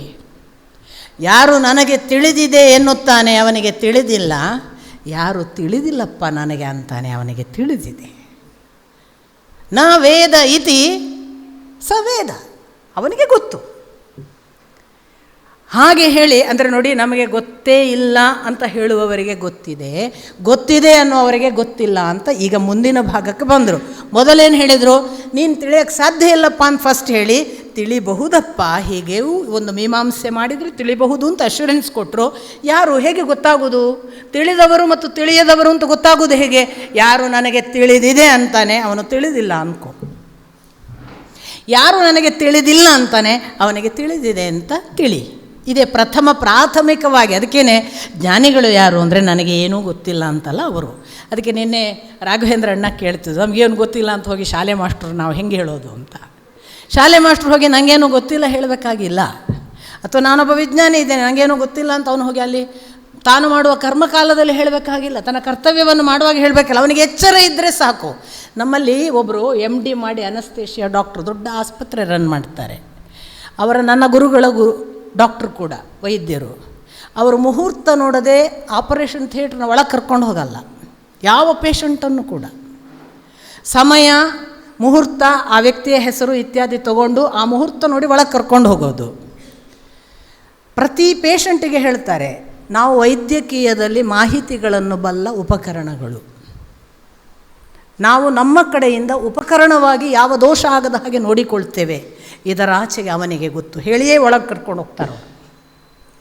ಅವೇರ್ನೆಸ್, ನಾನು ಉಪಕರಣ ಮಾತ್ರ. ನಾನು ಗುಣ ಮಾಡಿಸೇ ಮಾಡ್ತೇನೆ, ಅದು ಹಾಗೇ ಆಗ್ತದೆ. ಯಾರಿಗೂ ಹೇಳಿಲ್ಲ ಅವರು. ಯಾಕೆ? ಆಮೇಲೆ ನನ್ನ ಗುರುಗಳ ಪಾದಕ್ಕೆ ನಿರರ್ಗಳವಾಗಿ ಗಂಟೆಗಟ್ಟಲೆ ನಮಸ್ಕಾರ ಮಾಡ್ತಿದ್ರು. ಮಾಡಿದರೆ ಹೇಳ್ತಿರ್ಲಿಲ್ಲ ಅವರು, ಅರ್ಧ ಗಂಟೆ, ಮುಕ್ಕಾಲು ಗಂಟೆ. ನಾನು ನನ್ನ ಗುರುಗಳಿಗೆ ಕೇಳ್ತಿರಲಿಲ್ಲ ಅವ್ರು ಯಾಕೆ ಅಷ್ಟು ಹೊತ್ತು ನಮಸ್ಕಾರ ಮಾಡ್ತಾರೆ ಅಂತ. ನನ್ ಆಫ್ ಮೈ ಬಿಸ್ನೆಸ್, ನಾನು ಸುಮ್ಮನೆ ಇರ್ತಿದ್ದೆ. ನನ್ನ ಗುರುಗಳೇ ನನಗೆ ಹೇಳಿದರು ಕೊನೆಯ ಕಾಲಕ್ಕೆ, ಅವರು ಹೊರಡುವ ಹೊತ್ತಿಗೆ, ನೀನು ನಮ್ಮ ಡಾಕ್ಟರ್ ಗಂಗಾಧರ ನೋಡಿದ್ದೀಯಾ ಮಗಳೇ, ಅವರು ನಮಸ್ಕಾರ ಮಾಡೋದು ನೋಡಿದ್ದೀಯಾ? ಹೌದು ಪಪ್ಪ, ತುಂಬ ನಮಸ್ಕಾರ, 45-50 ನಿಮಿಷ ಹೇಳಲ್ಲ ಅವರು ನಿಮ್ಮ ಪಾದದಿಂದ. ಹೌದು ಮಗಳೇ, ಅವನಿಗೆ ಅಷ್ಟು ದೊಡ್ಡ ಆಸ್ಪತ್ರೆ ಇದೆ, ಅವನು ನಮಸ್ಕಾರ ಮಾಡಿ ನನ್ನ ಆಸ್ಪತ್ರೆಗೆ ತುಂಬ ರೋಗಿಗಳು ಬರಲಿ, ನನಗೆ ಒಳ್ಳೆಯ ಬಿಸ್ನೆಸ್ ಆಗಲಿ ಅಂತ ಒಂದು ದಿನ ಕೇಳಲಿಲ್ಲ, ಒಂದೇ ಒಂದು ದಿನ ಕೇಳಲಿಲ್ಲ. ಇದು ನನ್ನ ಗುರುಗಳು ತಾನಾಗಿ ಹೇಳೋದು. ನಾನು ಕೂಡಲೇ ಕೇಳಲಿದೆ, ಮತ್ತೇನು ಕೇಳ್ತಿದ್ರು ಪಪ್ಪ? ಅವರು ಒಂದೇ ಸಮನೆ ನನ್ನ ಪಾದಕ್ಕೆ ಬಿದ್ದು ಕೇಳ್ತಿದ್ರು, ದೇವರೇ ನನ್ನ ಕೈಯಿಂದ ಮರಣ ಸಂಭವಿಸದಂತೆ ಮಾಡು. ಯಾಕೆಂದರೆ ಅದು ನನ್ನ ಕೈಯಲ್ಲಿಲ್ಲಲ್ಲ, ಅದು ಅವನು ಡಿಸೈಡ್ ಮಾಡು. ನನ್ನ ಕೈಯಲ್ಲಿ ಆದಷ್ಟು ಮರಣ ಸಂಭವಿಸದಂತೆ ಮಾಡು. ನಾನು ಕೂಡಲೇ ನನ್ನ ಗುರುಗಳಿಗೆ ಕೇಳಿದೆ, ನೀವು ಅದನ್ನು ಕೊಟ್ರಿಯಾ ಅಂತ, ಆ ಆಶೀರ್ವಾದವನ್ನು. ನನ್ನ ಗುರುಗಳು ಹೇಳಿದರು, ಬೇಡುವವನು ತುಂಬ ಪ್ರಬಲನಾಗಿದ್ದರೆ ನಾನು ದುರ್ಬಲನಾಗಬೇಕಾಗ್ತದೆ. ನೋಡಿ, ಕೊಟ್ಟೆ ಅಂತ. ಅದಕ್ಕೆ ಮರಣ, ನನ್ನ ಗುರುಗಳು ಮರಣಕ್ಕೆ ಆಯ್ಕೆ ಮಾಡಿದ್ದು ಅವರ ಮನೆ. ಬಹುಶಃ ಹಲವು ಮರಣಗಳನ್ನು ತಪ್ಪಿಸಿದ್ದಾರೆ ಕಾಣ್ತದೆ ಇವರ ಬೇಡಿದ್ದಕ್ಕೆ. ನನ್ನ ಮರಣ ತಗೋ ಅಂತ. ಎಂದೂ ಅವರ ಮನೆಗೆ ಹೋಗದವರು ಅವರ ಮನೆಯಲ್ಲಿ ಹೋಗಿ ಪ್ರಾಣ ಬಿಟ್ಟಿದ್ದು. ಎಲ್ಲ ಲಾಜಿಕಲ್ಲಿ ಎಷ್ಟು ಇವರೆಲ್ಲ ಉಪನಿಷತ್ ಕಾಲದ ಋಷಿಗಳೆಲ್ಲ ಅಧ್ಯಾತ್ಮವನ್ನು ನಡೆಯುವಾಗ ಎಷ್ಟು ಗಾಢವಾಗಿ ನಡೀತಾರೆ. ಒಂದೊಂದು ನಡೆ ನುಡಿಯಲ್ಲಿ ಅದು ಹೇಗಿರಬೇಕು. ನಾವು ಸುಮ್ಮನೆ ಬಂದು ನಿಮ್ಮ ಮನೇಲಿ ಊಟ ಮಾಡಿ ಹೋದೆವಾ ಅಂತ ಯೋಚನೆ ಮಾಡಬೇಕು ನಾವು. ಅದರ ಆಚೆಗೆ ಏನೋ ಆಗಬೇಕಲ್ಲ. ಆಗದೇ ಇದ್ದರೆ, ಕನೆಕ್ಟಿವಿಟಿ ಆಗದಿದ್ದರೆ ಏನು ಉಪಯೋಗ ಊಟ ಮಾಡಿ? ನಮ್ಮ ಸಂಬಂಧಗಳ ಆಚೆಗೆ ಏನೋ ಒಂದು ಸಂಭವಿಸದಿದ್ದರೆ ನಾವು ಇರುವುದು ಯಾಕೆ? ನಮ್ಮ ಬದುಕು ಅಷ್ಟಕ್ಕೆ ಆದರೆ, ನಮ್ಮ ಅಳತೆಗಳು ಇಷ್ಟರಲ್ಲೇ ಮುಗಿದು ಹೋಗುವುದಾದರೆ ನೋಡಿ. ಕಲಿಯವರಿಗೆ ಎಷ್ಟೋ ಜನಕ್ಕೆ ನಾನು ಎಣಿಸೋದು, ಪೂರ್ಣಚಂದ್ರ ತೇಜಸ್ವಿ ಬಹಳ ದೊಡ್ಡ ಹೆಸರು. ನಾನು ಬಹಳ ವಿತ್ ಡ್ಯೂ ರೆಸ್ಪೆಕ್ಟ್, ನನ್ನ ಗುರುಗಳು ಒಂದು 2 ಗಂಟೆ ಹೋಗಿ ಕೂತಿದ್ರು ಅವರ ಹತ್ರ. 2 ಗಂಟೆಯಲ್ಲಿ ನನ್ನ ಗುರುಗಳು ಒಂದೇ ಒಂದು ಮಾತಾಡಲಿಲ್ಲ. ಪೂರ್ಣಚಂದ್ರ ತೇಜಸ್ವಿ ತಾನೇ ಏನು ಅನ್ನೋದನ್ನೇ ಹೇಳಿದ್ದು. ಹೀಗಾದರೆ ನಾವು ಏನನ್ನು ಕಲಿಯೋಕ್ಕೆ ಸಾಧ್ಯ ಹೇಳಿ ಅಲ್ವಾ? 2 ಗಂಟೆ ನಾನು ಕೂತ್ಕೊಂಡಿದ್ದೆ. ನಾನು ಸುಮ್ಮನೆ ಲಿಸನರ್. ನಾನು ಅವ್ರು ಮಾತಾಡೋದು ಕೇಳೋದು, ಇವ್ರು ಮಾತಾಡೋದು ಕೇಳೋದು. ನಾನು ಮಾತಾಡ್ತಿಲ್ಲ, ಕೂತಿದ್ದೆ. ಬಟ್ 2 ಅವರ್ಸಲ್ಲಿ ಅವ್ರು ಕರ್ಕೊಂಡು ಹೋದದ್ದು BL ಶಂಕರ್ ನಮ್ಮನ್ನು. 2 ಗಂಟೆ ಪೂರ್ಣಚಂದ್ರ ತೇಜಸ್ವಿ ತನಗೆ ಇರುವ ವಿಜ್ಞಾನದ ಹಸಿವುಗಳು, ತನಗಿರುವ ಕೀಟ ಪ್ರಾಣಿಗಳ ಲೋಕ, ಅದರ ಕುರಿತು ನಿರರ್ಗಳವಾಗಿ 2 ಗಂಟೆ ಮಾತಾಡಿದ್ದೇ ಹೊರತು ನೀವೇನು ಅಂತ ಒಂದು ವಾಕ್ಯ ಕೇಳಲಿಲ್ಲ. ನಾವು ಹೀಗೆ ಎಷ್ಟೋ ಮಿಸ್ ಮಾಡ್ತೇವಲ್ಲ. ಆದ್ದರಿಂದಲೇ ನಮಗೆ ವೇದೇತಿ ಅಂತ ಬಂದುಬಿಡ್ತದೆ. ನಮ್ಗೆ ಗೊತ್ತುಂಟು ಅಂತ. ಆ ವೇದೇತಿ ಬಂದವನಿಗೆ ನ ವೇದ, ಅವನಿಗೆ ಗೊತ್ತಿಲ್ಲ. ಯಾಕಂದರೆ ಅವನು ಹಾಗೆ ಇರುವುದರಿಂದಲೇ ಅವನಿಗೆ ಗೊತ್ತಾಗಕ್ಕೆ ಸಾಧ್ಯ ಇಲ್ಲ. ಅದೇ ಬ್ಲಾಕ್. ಈ ಎಲ್ಲ ಕನೆಕ್ಟಿವಿಟಿಯನ್ನು ಇಟ್ಟುಕೊಂಡು ಒಂದು ಭಗವಂತನ ಭಾಗವಾಗಿ ನಾವು ನಮ್ಮ ನಡೆನುಡಿಯಲ್ಲಿ ಇರಬೇಕು, ನಮ್ಮ ಜೊತೆಗಿರಬೇಕು. ನಾವು ಪರಸ್ಪರ ಸಂವಹನ ಆಗುವಾಗ ಎಷ್ಟು ಮೀಟ್ ಆಗಕ್ಕೆ ಸಾಧ್ಯ. ಮೀಟಿಂಗ್ ಪಾಯಿಂಟ್ಗಳು ಬೇರೆ ಬೇರೆ ಇವೆ. ಅದೆಲ್ಲವನ್ನು ಅದು ಹೇಳ್ತಿದೆ ಅನ್ನುವ ಅರ್ಥದಲ್ಲಿ ಅವ್ರು ಹೇಳ್ತಾರೆ, ನೋನ ವೇದೇತಿ ವೇದಚ ಯೋನಸ್ತದ್ವೇದ ತದ್ವೇದ. ನೋನ ವೇದೇತಿ ವೇದಚ ಅಂತ ಪುನಃ ರಿಪೀಟ್ ಮಾಡ್ತಾರೆ.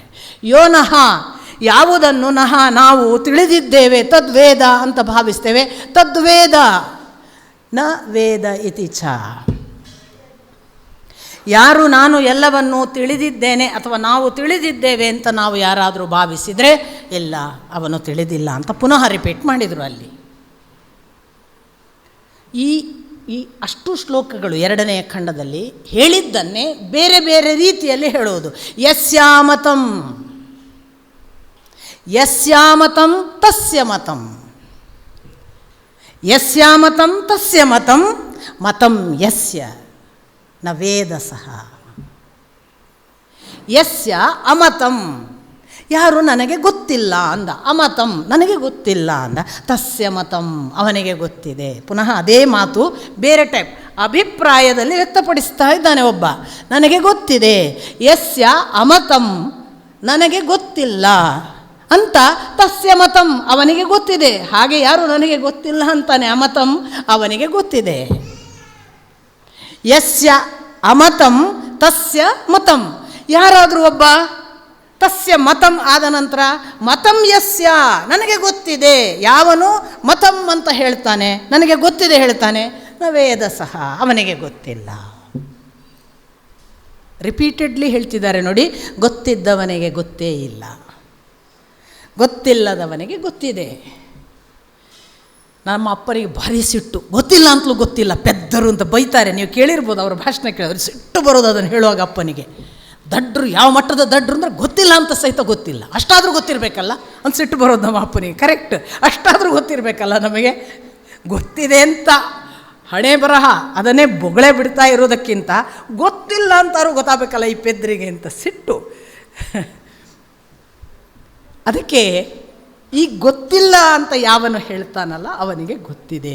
ಯಾಕಪ್ಪನಿಗೆ ಸಿಟ್ಟು ಬರ್ತದೆ ಅಂದರೆ ಈ ಕಾರಣಕ್ಕೆ. ದಾರ್ಶನಿಕರು ಪದೇ ಪದೇ ಹೇಳ್ತಾರೆ ನೋಡಿ, ಗೊತ್ತಿಲ್ಲ ಅನ್ನೋವನಿಗೆ ಗೊತ್ತಿದೆ, ಗೊತ್ತಿದೆ ಅನ್ನೋನಿಗೆ ಗೊತ್ತಿಲ್ಲ.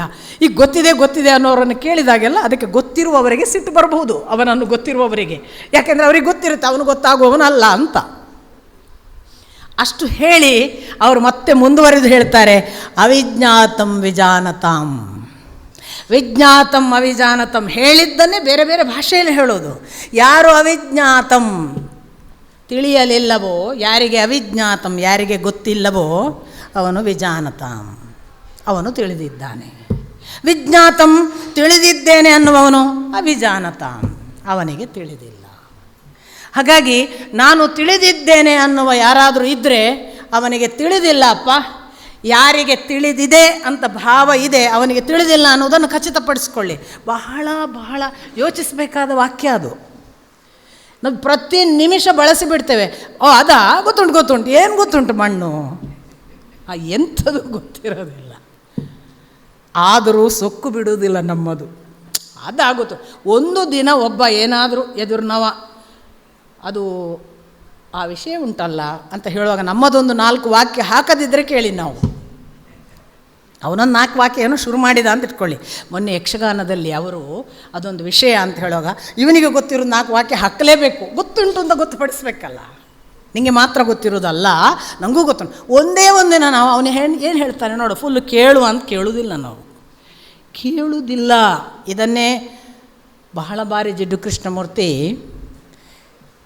if you go and stand in front of a tree, mango tree, whatever, you look at the tree without naming it anta.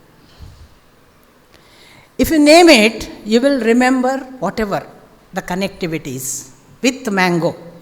Oh, my friend has done one rasayana alwa, ನಾವು ನೆನ್ಪು ಮಾಡೋಕ್ಕೆ ಶುರು ಮಾಡಿದ್ರೆ one sweet out of mango. ಆಮೇಲೆ my mother has done, ಇದೆಲ್ಲ ನೆನಪಾಗಿ you start remembering the past.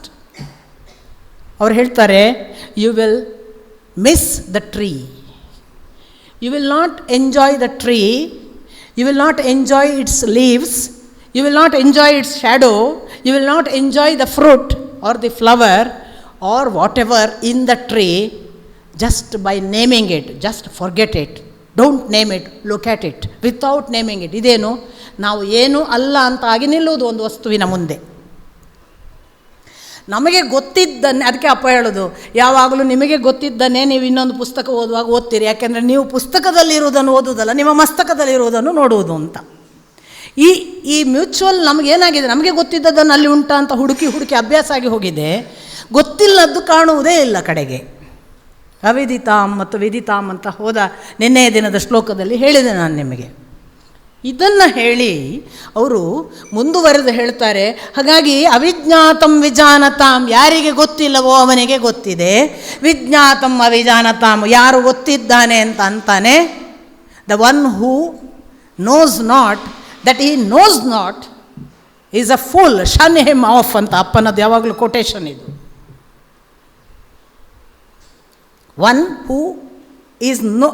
One who knows not and knows not that he knows not is a fool, shun him off ಅಂತ ಇದು ಬೈಬಲ್ನ ವಾಕ್ಯ. ಅಪ್ಪ ಯಾಕೆ coat ಮಾಡ್ತಾರೆ ಅಂದರೆ, ಗೊತ್ತಿದೆ ಅನ್ನುವರನ್ನು ನೋಡಿ ಬೇಸತ್ತು ಈಗ ಗೊತ್ತಿದೆ ಅನ್ನೋರನ್ನು ಮೊದಲು ಹೊರಗೆ ಹಾಕಿ. ಯಾಕೆ ಗೊತ್ತಿದೆ ಅನ್ನೋದು ಹೊರಗೆ ಹಾಕದೆ ಗೊತ್ತಿಲ್ಲದೆ ಇರುವ ಆ ಭಗವಂತ ನಮ್ಮ ಒಳಗೆ ಪ್ರವೇಶ ಆಗೋಕ್ಕೆ ಸಾಧ್ಯವೇ ಇಲ್ಲ. ಈ ಶ್ಲೋಕವು ಇದೇ ಅರ್ಥದ ಹೇಳಿದ ನಂತರ ಪ್ರತಿಬೋಧ ವಿದಿತಾಂ ಮತಂ ಅಮೃತತ್ವಂ ಹಿ ವಿಂದತೆ, ಒಂದು ದಾರಿ ಇದೆ ಇದಕ್ಕೆ. ಎಲ್ಲ ಹೇಳಿದರು, ಗೊತ್ತಿದ್ದವನಿಗೆ ಗೊತ್ತಿಲ್ಲ, ಗೊತ್ತಿಲ್ಲದವನಿಗೆ ಗೊತ್ತಿದೆ. ಹೇಗೆ ಗೊತ್ತುಪಡಿಸಿಕೊಳ್ಳುವುದು? ಪ್ರತಿಬೋಧ ವಿದಿತಂ ಮತಂ ಅಮೃತತ್ವಂ ಹಿ ವಿಂದತೆ, ಆತ್ಮನ ವಿಂದತೆ ವೀರ್ಯಂ, ವಿದ್ಯೆಯ ವಿಂದತೆ ಅಮೃತಂ. ಮತ್ತೊಂದು ದಾರಿ ತೋರಿಸ್ತಾರೆ. ಹೇಗೆ ತಿಳಿಯುವುದಪ್ಪ? ಹಾಗಾದರೆ ತಿಳಿದಿಲ್ಲ ಅಂತ ಗೊತ್ತಿದೆ, ತಿಳಿಯುವುದು ಹೇಗೆ ಅಂತ ಗೊತ್ತಿಲ್ಲ. ತಿಳಿದರೆ ತಿಳಿದ ಹಾಗಲ್ಲ, ತಿಳಿದದ್ದು ಅಂತ ನಾವು ಭಾವಿಸಿದ್ದು ಅದು ಅವನಲ್ಲ. ತಿಳಿಯದೇ ಇರುವ ಆ ಅವನನ್ನು ತಿಳಿಯುವುದು ಹೇಗೆ? ಪ್ರತಿಬೋಧ ವಿದಿತಂ, ಯಾರಿಂದಲಾದರೂ ಒಂದು ಬೋಧೆಯನ್ನು ಪಡೆದರೆ ಆಗ ವಿದಿತಂ, ಆಗ ಮತಂ, ಆಗ ತಿಳಿಯುತ್ತದೆ. ಏನು ತಿಳಿಯುತ್ತದೆ? ಬರೇ ತಿಳಿಯುವುದಲ್ಲ, ಅಮೃತತ್ವಂ ಹಿ ವಿಂದತೆ, ಆ ಅಮೃತತ್ವ ತಿಳಿಯುತ್ತದೆ. ಒಂದು ದಾರಿ ಯಾವುದು? ಗುರುಮುಖೇನ ತಿಳಿಯುವುದು. ಪ್ರತಿಬೋಧ ವಿದಿತಂ, ಯಾರಿಂದಲೋ ಬೋಧನೆಯನ್ನು ಪಡೆದು ತಿಳಿಯುವುದು. ಆಗ ಬೋಧ ಇಜ್ಜಿ ಅಂತ ತುಳುವಲ್ಲಿ ಶಬ್ದ, ಬೋಧವೇ ಇಲ್ಲ ಅವನಿಗೆ ಅಂತ. ಪ್ರಜ್ಞೆ ಇಲ್ಲದವರಿಗೆ ಹೇಳುವುದು, ಎಚ್ಚರ ತಪ್ಪಿದವರಿಗೆ ಹೇಳೋದು ಆಗ ಬೋಧನೆ ಇಜ್ಜಿ. ಬೋಧ ಪೋತುಂಡು ಅಂದರೆ ಏನು? ಎಚ್ಚರ ಹೋಗಿದೆ ಅಂತ. ಇಲ್ಲಿ ಶಬ್ದ ಏನು ಅಂದರೆ, ಆ ಎದುರಿನ ಗುರು ಎಚ್ಚರ ಹುಟ್ಟಿಸಿದರೆ ಸಾಕು, ಆಗಿಬಿಡ್ತದೆ. ಇದು ಅಷ್ಟು ಈಸಿ. ಬಟ್ ಅವನ ಅನುಗ್ರಹ ಆಗಬೇಕು. ಯಾಕೆ? ನಾಯಮಾತ್ಮ ಬಲಹೀನೇನ ಲಭ್ಯೋ ನ ಬಹೂನಾಂ ಶ್ರುತಂ ಅಂತ ಹೇಳಿದ ಹಾಗೆ ಗುರು ಬರುವುದು ಕೂಡ, ಪ್ರತ್ಯಕ್ಷ ಗುರು ಬರುವುದು ಅನುಗ್ರಹ ಅಂತಲೇ ಎಲ್ಲ ಉಪನಿಷತ್ತಿನ ಮಾತು. ಪರೋಕ್ಷ ಗುರುವಾಗಿ ಅವನು ಬರಬಹುದು, ಪ್ರತ್ಯಕ್ಷ ಗುರುವಾಗಿಯೂ ಬರ್ಬೋದು, ಎರಡಕ್ಕೂ ಅನುಗ್ರಹ ಬೇಕು. ಪ್ರತಿಬೋಧ ವಿದಿತಂ ಆಗಬೇಕು. ಈ ಬೋಧೆಯನ್ನು, ನಮ್ಮ ಬೋಧ ಒಂದು ಪ್ರಜ್ಞೆ ಜಾಗೃತವಾಗುವ ಹಾಗೆ ಮಾಡುವುದಕ್ಕೆ ಅವನು ಅನುಗ್ರಹ ಇಲ್ಲದೆ ಸಾಧ್ಯ ಇಲ್ಲ. ಅದಕ್ಕೆ ಗುರು ಅನುಗ್ರಹ ಮಾಡಬೇಕು. ಆಗ ಮತಂ, ಆಗ ತಿಳಿಯುತ್ತದೆ. ಬರೇ ತಿಳಿಯುವುದಲ್ಲ, ನಾವು ಅಮೃತತ್ವವನ್ನು ಪಡೆಯುವವರೆಗೆ ಅದು ನಮ್ಮನ್ನು ದಾಟಿಸ್ತದೆ. ಅದು ಭಗವಂತನ ಅನುಗ್ರಹದಿಂದ ನಡೆಯುವ ಗುರುಕಾರುಣ್ಯ. ಹಾಗೊಂದು ಎಚ್ಚರ ಹುಟ್ಟಿದರೆ ನಾವು ಬೆಳೆಯಬಹುದು ಅಂತ. ಪ್ರತಿಬೋಧ ವಿದಿತಂ ಮತಂ ಅಮೃತತ್ವಂ ಹಿ ವಿಂದತೆ. ಒಬ್ಬ ಎದುರಿಗೆ ಕೂತು ನಮ್ಮನ್ನು ದಾಟಿಸುವ, ಭರವಸೆ ಕೊಡುವ ಬಹಳ ದೊಡ್ಡ ಗುರು ಸಿಕ್ಕು ಅವನು ಕೂಡಿಸಿಕೊಂಡು ಒಮ್ಮೆ ನಮ್ಮನ್ನು ಎದುರಿಗೆ ಕೂತು ಎಚ್ಚರಿಸಿಬಿಟ್ಟರೆ ಇದು ಆಗತ್ತೆ. ತುಂಬ ಅಪರೂಪ. ನನಗೆ ಪದೇ ಪದೇ ನನ್ನ ಗುರುಕಾರುಣ್ಯ ನೆನಪಾಗಿ ಭಾವುಕಳಾಗ್ತೇನೆ. ಯಾಕೆಂದರೆ ಏನೋ ಯಾವ ಪುಣ್ಯವೋ ಗೊತ್ತಿಲ್ಲ, ಆದರೆ ಅದು ನಿಜಕ್ಕೂ ಎಲ್ಲೋ ಹೋಗಬೇಕಾಗಿದ್ದ, ಏನೋ ಆಗಬಹುದಾದ, ಯಾವುದೋ ದಾರಿ ತುಳಿಯಬೇಕಾದ, ಏನಾಗ್ತೇನೆ ಅಂತ ನನಗೇ ಗೊತ್ತಿಲ್ಲದ ಹೊತ್ತಿಗೆ ಅದು ನಡೀತದೆ. ಅಂದರೆ ಪ್ರತಿಬೋಧ ವಿದಿತಂ, ಅದು ಅವನಿಂದ ಆಗುವುದಿದೆಯಲ್ಲ, ಆದ ಕೂಡಲೇ ನಮಗೆಲ್ಲ ತಿಳಿತದೆ. ಅಮೃತತ್ವಂ ಹಿ ವಿಂದತೆ ಅಂತ ಅವರು ಅಶ್ಯೂರೆನ್ಸ್ ಕೊಟ್ಟದ್ದನ್ನು ನಂಬಿಕೆ ನಮಗಾಗಿದಾಗ ಗೊತ್ತಿಲ್ಲ, ಆದರೆ ಅದು ಎಂಥ ಕಾರುಣ್ಯ, ಎಚ್ಚರ ಹುಟ್ಟಿಸುವುದು, ಒಂದು ಸ್ಪಾರ್ಕ್. ಇದು ಮಾತ್ರ ಬಹಳ ಸತ್ಯ. ಏನು ಸತ್ಯ ಅಂದರೆ, ಗುರು ಬಂದು ರೆಡಿಮೇಡ್ ನಮ್ಮ ಕೈಯಲ್ಲಿ ಏನೂ ಇಟ್ಟು ಹೋಗಲ್ಲ, ಅದನ್ನು ನೆನ್ಪಿಟ್ಕೋಬೇಕು.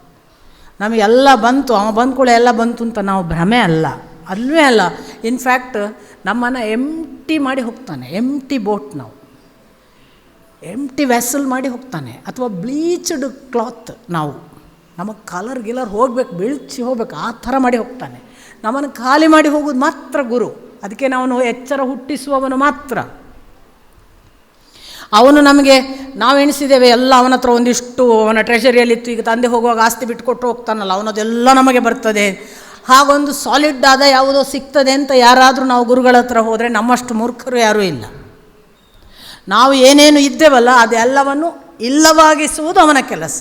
ಅದು ಎಚ್ಚರ ಹುಟ್ಟಿಸೋದು. ನಾವು ಅದು ಇದ್ದೆವು, ನಾವು ಇದು ಇದ್ದೆವು, ನಮಗದು ಇತ್ತು, ಅದು ಉಂಟು, ಇದು ಉಂಟು, ಏನೇನೋ ಉಂಟುಗಳಲ್ಲ, ಅವು ಎಲ್ಲ ಇಲ್ಲ ಮಾಡಿ ನೀನು ನಾಲಾಯಕ್, ನೀನೊಂದು ಝೀರೋ, ನೀನು ವೇಸ್ಟ್ ಮಾಡಿ ಹೋಗ್ತಾನೆ. ಇದು ಯಥಾರ್ಥ ಹೇಳೋದು. ನಾನು ಸಾಯೋದು ಒಳ್ಳೆಯದು ಅನ್ನಿಸಿಬಿಡ್ತದೆ ಆ ಕ್ಷಣಕ್ಕೆ. ಎಂಥಕ್ಕೂ ಉಪಯೋಗ ಇಲ್ಲದ ನಾಲಾಯಕ್ಕು ನೀನು ಅಂತ ಒಗೆದು ಹೋಗ್ತಾನೆ. ಉಪಯೋಗ ಇಲ್ಲ ಮಾತ್ರ ಅಲ್ಲ, ನೀನು ಎಷ್ಟು ಏನೂ ಪ್ರಮಾಣದಲ್ಲೂ ಕೂಡ ಯಾವುದಕ್ಕೂ ಬಾರದ ಒಂದು ಪದಾರ್ಥಕ್ಕಿಂತ ಕಮ್ಮಿ ಅಂತ ನಮ್ಮ ಒಳಗೆ ಅತ್ಯಂತ ಕನಿಷ್ಠ ಭಾವವನ್ನು ಉಂಟು ಮಾಡಿಸಿ ಬೀಸಿ ಒಗೆದ ಹಾಗೆ ಮಾಡಿ ಹೋಗ್ತಾನೆ. ಅದರಿಂದ ಅಲ್ಟಿಮೇಟ್ಲಿ ಅವನು ರೆಡಿಮೇಡ್ ಏನೋ ಕೊಟ್ಟು ನಮಗೆ ವಿದಿತಂ ಅಮೃತತ್ವಂ ಹಿ ವಿಂದತೆ ಅಂತ ಭಾವಿಸಬೇಕಾಗಿಲ್ಲ. ಆದರೆ ಹಾಗೆ ಮಾಡುವುದೇ ಅವನು ಉಂಟು ಮಾಡುವ ಎಚ್ಚರ, ಅದು ಬೋಧ. ಆ ಬೋಧೆ ಉಂಟಲ್ಲ, ಅದು ಆಗಬೇಕು. ಇದು ಒಂದಾಯಿತು. ಇನ್ನೊಂದಿದೆ, ಆತ್ಮನ ವಿಂದತೆ ವೀರ್ಯಂ ವಿದ್ಯೆಯ ವಿಂದತೆ ಅಮೃತಂ. ಒಂದು ಗುರುಮುಖೇನ ಬೋಧನೆಯ ಮುಖಾಂತರ ಪಡೆದು ನಾವು ಹೋಗೋದು. ಇನ್ನೊಂದಿದೆ, ಆತ್ಮನ ವಿಂದತೆ ವೀರ್ಯಂ. ಆ ಆತ್ಮನಲ್ಲಿಯೇ ನಿರಂತರವಾಗಿ ಧ್ಯಾನಕ್ಕೆ ತೊಡಗಿ ಅವನ ಮುಖಾಂತರ ವೀರ್ಯವನ್ನು ಸಂಪಾದಿಸುವುದು. ವೀರ್ಯ ಅಂದರೆ ಆ ಭಗವತ್ ಸಂಪತ್ತು ಪಡೆಯುವುದು. ಎಷ್ಟು ಪಡೆಯಬಹುದು? ಆ ಸಂಪತ್ತನ್ನು ಪಡೆದರೆ ಅದು ಯಾವ ವಿದ್ಯೆಯಿಂದ ಪಡೆಯುವ ಸಂಪತ್ತು ಅಮೃತತ್ವ ಕೊಡುತ್ತಲ್ಲ, ಆ ವಿದ್ಯೆಯನ್ನು ನಮ್ಮಲ್ಲಿ ಉಂಟು ಮಾಡ್ತದೆ. ವಿದ್ಯೆಯ ವಿಂದತೆ ಅಮೃತಂ. ಆ ವೀರ್ಯ ಉಂಟಾದರೆ ಆತ್ಮನ ವಿದ್ಯೆಯಿಂದ. ಆತ್ಮವಿದ್ಯೆ ಅಂದರೆ ಯಾವುದು? ಈಗ ರಮಣರೆಲ್ಲ ಆತ್ಮವಿದ್ಯೆಯವರು. ಗುರುಗಳಿದ್ರ? ಇಲ್ಲ, ಅವರಿಗೇನು ಗುರುಗಳಿಲ್ಲ. ಆದರೆ ರಮಣರಿಗೆ ಆತ್ಮವಿದ್ಯೆ ಯಾವ ಮಟ್ಟಕ್ಕಿತ್ತು? ಪ್ರತಿಬೋಧ ವಿದಿತಮ್ಗಿಂತ ಮೀರಿದ ವಿಂದತೆ ವೀರ್ಯಂ ವಿದ್ಯೆಯ ಅಮೃತತ್ವಂ ವಿಂದತೆ ಅನ್ನುವ ಹಂತಕ್ಕೆ ಬಂದರು ಅವರು. ಯಾಕೆ ಅಂದರೆ ಎರಡು ರೀತಿಯಿಂದ ಭಗವಂತನ ಹತ್ರ ಹೋಗುವುದು. ಒಂದು ಪ್ರತ್ಯಗಾತ್ಮ, ಎದುರಿಗಿರುವ ಆತ್ಮನ ಮುಖಾಂತರ ನಾವು ಅವನು ಹೇಳಿದ ದಾರಿಯನ್ನು ನಡೆದು ಗುರುವಿನ ಗುಲಾಮನಾಗಿ ಹೋಗುವುದು. ಗುರುವಿನ ಗುಲಾಮನಾಗದೆ ಮುಕ್ತಿಯೇ ಇಲ್ಲ ಅಂತ ಒಂದು ಹಾಡಿದೆ. ಹಾಗೇನಿಲ್ಲ ಅನ್ನೋದಕ್ಕೆ ಸಾಕಷ್ಟು ಉದಾಹರಣೆಗಳಿವೆ. ಇಲ್ಲಿರೋ ಮಾತು ಕೂಡ ಅದೇ, ಆತ್ಮನ ವಿಂದತೆ ವೀರ್ಯಂ. ಆತ್ಮನನ್ನು ಧ್ಯಾನಿಸಿ, ಆತ್ಮನಲ್ಲಿಯೇ ಇದ್ದು, ಆತ್ಮನಲ್ಲಿ ಆತ್ಮರತಿ, ಆತ್ಮಕ್ರೀಡಾ, ಅದನ್ನೂ ಹೇಳುತ್ತೆ ಉಪನಿಷತ್ತು. ನೀನು ಆತ್ಮದಲ್ಲಿ ರತನಾಗು, ಆತ್ಮನ ಜೊತೆಗೆ ಆಟ ಆಡು, ಅದೊಂದೇ ಸತ್ಯ ಅಂತ ಮಾಡು. ಅದಕ್ಕೆ ಯಾಜ್ಞವಲ್ಕ್ಯರು ನಿಮಗೆ ಗೊತ್ತು. ಯಾಜ್ಞವಲ್ಕ್ಯರದೊಂದು ಮಾತು ಇದೆಯಲ್ಲ, ನಾನು ನನ್ನನ್ನು ಪ್ರೀತಿಸುವುದರಿಂದ ನಾನು ನಿನ್ನನ್ನು ಪ್ರೀತಿಸುತ್ತೇನೆ. ಯಾಕೆಂದರೆ ನೀನು ನನ್ನ ಹೆಂಡತಿ ಅಂತ ಪ್ರೀತಿಸುತ್ತೇನೆ. ನಾನು ನನ್ನ ಮಗನನ್ನು ಪ್ರೀತಿಸುತ್ತೇನೆ, ಯಾಕೆಂದರೆ ಅವನು ನನ್ನ ಮಗ ಎಂದು ಪ್ರೀತಿಸುತ್ತೇನೆ. ನಾನು ನನ್ನ ಇನ್ಯಾವುದೋ ಭೂಮಿಯನ್ನು ಪ್ರೀತಿಸುತ್ತೇನೆ, ಯಾಕೆಂದರೆ ಅದು ನನ್ನ ಭೂಮಿ ಎಂದು ಅಲ್ಟಿಮೇಟ್ಲಿ ನಾನು ನನ್ನನ್ನು ಪ್ರೀತಿಸುತ್ತೇನೆ. ಇದು ಯಾಜ್ಞವಲ್ಕ್ಯರು ಕೊಟ್ಟಂತಹ ಬಹಳ ದೊಡ್ಡ ಸಂದೇಶ. ಆತ್ಮರತಿ, ಆತ್ಮಕ್ರೀಡಾ. ಇದು ನಾವು ನಮ್ಮ ಆತ್ಮನಲ್ಲಿ ರತರಾದಾಗ ನಮಗೆ ನಾನು ಯಾರು, ನನ್ನ ಒಳಗಿನದ್ದು ಯಾವುದು, ಆ ದೀಪ ಯಾವುದು, ಆ ಬೆಳಕು ಯಾವುದು. ಅಜ್ಜ ಹೇಳಿದ್ರಲ್ಲ, ಒಳಗಿರುವ ಬೆಳಕು ನೋಡಬೇಕಂತ ಕಣ್ಣು ಮುಚ್ಚಿದೆವು. ರಮಣರು ಹೇಳ್ತಾರಲ್ಲ, ನಾನು ಸಮಾಧಿಸ್ಥ ಅವಸ್ಥೆಗೆ ಹೋದರು ಅಂತ. ಎಷ್ಟು ದಿವಸ? ಇದು ಆತ್ಮನಲ್ಲಿ ಹಾಗೊಮ್ಮೆ ಮುಳುಗಿದರೆ ಆಗಲೂ ಪಡೆಯಬಹುದು. ಆತ್ಮನ ವಿಂದತೆ ವೀರ್ಯಂ. ಆ ಸತ್ವ ಪಡೆದರೆ ಅದು ಯಾವ ಮಟ್ಟಕ್ಕೆ ತಗೊಂಡೋಗುತ್ತೆ? ವಿದ್ಯೆಯ ವಿಂದತೆ ಅಮೃತಂ. ಅದು ಕೊಟ್ಟಂತಹ ವಿದ್ಯೆ ಇದೆಯಲ್ಲ, ಅದು ನಾನು ನೀವು ಗಳಿಸುವ ಸಾಮಾನ್ಯ ವಿದ್ಯೆಯ ಅಮೃತತ್ವವನ್ನು ಕೊಡದ ಮೃತತ್ವದ ವಿದ್ಯೆ ಅಲ್ಲ. ನಮ್ಮದೆಲ್ಲ ಮೃತತ್ವದ ವಿದ್ಯೆ. ನಾನು PhD. ಹೌದಾ? ಸತ್ತಾಗ ಎಲ್ಲಿ ಉಂಟು PhD? ಈ ಒಳಗೆ ಹೋದಾಗ ಜೋಳಿಗೆ ಖಾಲಿ. ಮುದುಕಿಯ ಮನೆಯಲ್ಲಿ ಕೋಗಿಲೆ ಕೂಗಿತ್ತು ಅಂತ ಅಪ್ಪನದೊಂದು ಹಾಡಿದೆ. ಮುದುಕಿ ಸಾಯ್ತಾಳೆ. ಅವಳು ಏನೇನೋ ಮಾಡಿದ್ದಾಳೆ. ಕಡೆಗೆ ಅವಳು ಆ ಕೋಗಿಲೆ ಕೂಗಿಗೆ ಒಲವು ತೋರಿಯೋ ಏನೋ, ಒಟ್ಟು ಅವಳ ಯಾವುದೋ ಪ್ರಾರಬ್ಧವೋ ಒಳ್ಳೇದು ಮಾಡಿದ್ದಕ್ಕೋ ಅವಳು 7 ಲೋಕಗಳನ್ನು ದಾಟಿ ಹೋಗ್ತಾಳೆ.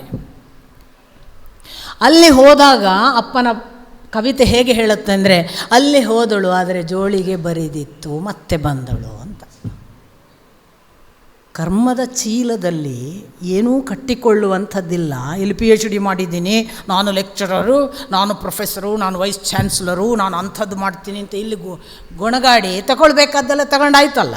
ಅವನ ಹತ್ರ ಹೋಗಾಗ ಖಾಲಿ ಚೀಲ, ಜೋಳಿಗೆ ಬರಿದಿತ್ತು, ಅಯ್ಯೋ ಮುದುಕಿ ಕೆಳಬಿತ್ತು ಅಂತ ಅಪ್ಪನ ಹಾಡು. ಜೋಳಿಗೆ ಬರಿದಿದ್ದರಿಂದ ಮುದುಕಿ ಕೆಳಗೆ ಬೀಳೋದು. ನಮ್ಮ ಕಥೆ ಏನು? ಈ ವಿದ್ಯೆ ಉಂಟಲ್ಲ ನಾವೆಲ್ಲ ಪಡೆದದ್ದು, ನಾನು ಸೋ ಕಾಲ್ಡ್ ಸೈಕಾಲಜಿಸ್ಟ್, ನಾನು ಸೋ ಕಾಲ್ಡ್ MD, ನಾನು ಸೋ ಕಾಲ್ಡ್ PhD, ನಾನು ಏನೇನೋ ನಮಗೆ ರಿಟೈರ್ಡ್ ಆದಮೇಲೆ ಹಾಕ್ಕೊಳ್ಬೇಕದನ್ನು ಅಲ್ವಾ? ಇಲ್ಲಾಂದರೆ ನಮಗೆ ಅದು ಸಮಾಧಾನವೇ ಆಗೋದಿಲ್ಲ. ನಾವು ರಿಟೈರ್ಡ್ ಸೋ ಆ್ಯಂಡ್ ಸೋ. ನಮಗೆ ಎಷ್ಟು ಜನ ನನಗೆ ಕೇಳ್ತಾರೆ, ವೀಣಾ ಬನಂಜಿ ಏನು ಹಾಕೋದು ಅಂತ. ಅಲ್ಲ, ವೀಣಾ ಬನಂಜಿಗೆ ಏನಾರು ಹಾಕಬೇಕಾ? ಹಂಗೆ ಹಾಕ್ಕೊಳ್ತೇನೆ, ಸಾಲೋದಿಲ್ವಾ? ವೀಣಾ ಬನಂಜಿಗೆ ಏನೋ ಹಾಕಬೇಕು, ಉಪಾಧಿಗಳು ಬೇಕು ನಮಗೆಲ್ಲರಿಗೂ. ಉಪಾಧಿ ಇಲ್ಲದ್ರೆ ಹೇಗೆ? ಸುಮ್ಮನೆ ಅಂತ ಹಾಕಿಪ್ಪ ಅನ್ನೋದು ಕಡೆಗೆ ಬೇಕು ನಮಗೆ. ನಾವೇ ಆಗಿ ನಾವು ಎಂಟಿ ವೆಸಲ್ ಅಂತ ನಮಗೆ ಬೇಡ, ಏನೋ ಒಂದು ಬದಿಗೆ ಹಾಕಬೇಕು. ಈ ಬದಿಗೆ ಹಾಕುವ ಉಪಾಧಿಗಳಿಂದಾಗಿ ಆ ಅಧಿ ಇದ್ದಾನಲ್ಲ ಅವ ಆಚೆಗೆ ಹೋಗಿದ್ದಾನೆ. ಇದರ ಫಲವೇ ಅವರು ಹೇಳ್ತಾರೆ, ಎಲ್ಲ ವಿದ್ಯೆಗಳು ಏನು ಮಾಡ್ತವೆ? ಮೃತತ್ವವನ್ನು ಪಡೀತವೆ. ನಮ್ಮೊಟ್ಟಿಗೆ ಹೋಗ್ತದದು, ನಾವೆಂತೆಂಥದ್ದು ಓದಿದ್ದು. ಜೀವಕ್ಕೆ ಉಳಿಯುವುದಿದೆಯಲ್ಲ, ಬ್ರೈನ್ ಮೆಮರಿ ಅಲ್ಲ. ಜೀವಕ್ಕೆ ಉಳಿಯುವುದು ಅದು ನಾವು ತಿಳಿಯದೇ ಇರುವ ಯಾವ ವಿದ್ಯೆ ಇದೆಯಲ್ಲ ಅದು ಆತ್ಮನಾವೆಂದತೆ ವೀರ್ಯಂ, ಅದರಿಂದ ಪಡೆಯುವ ವಿದ್ಯೆ.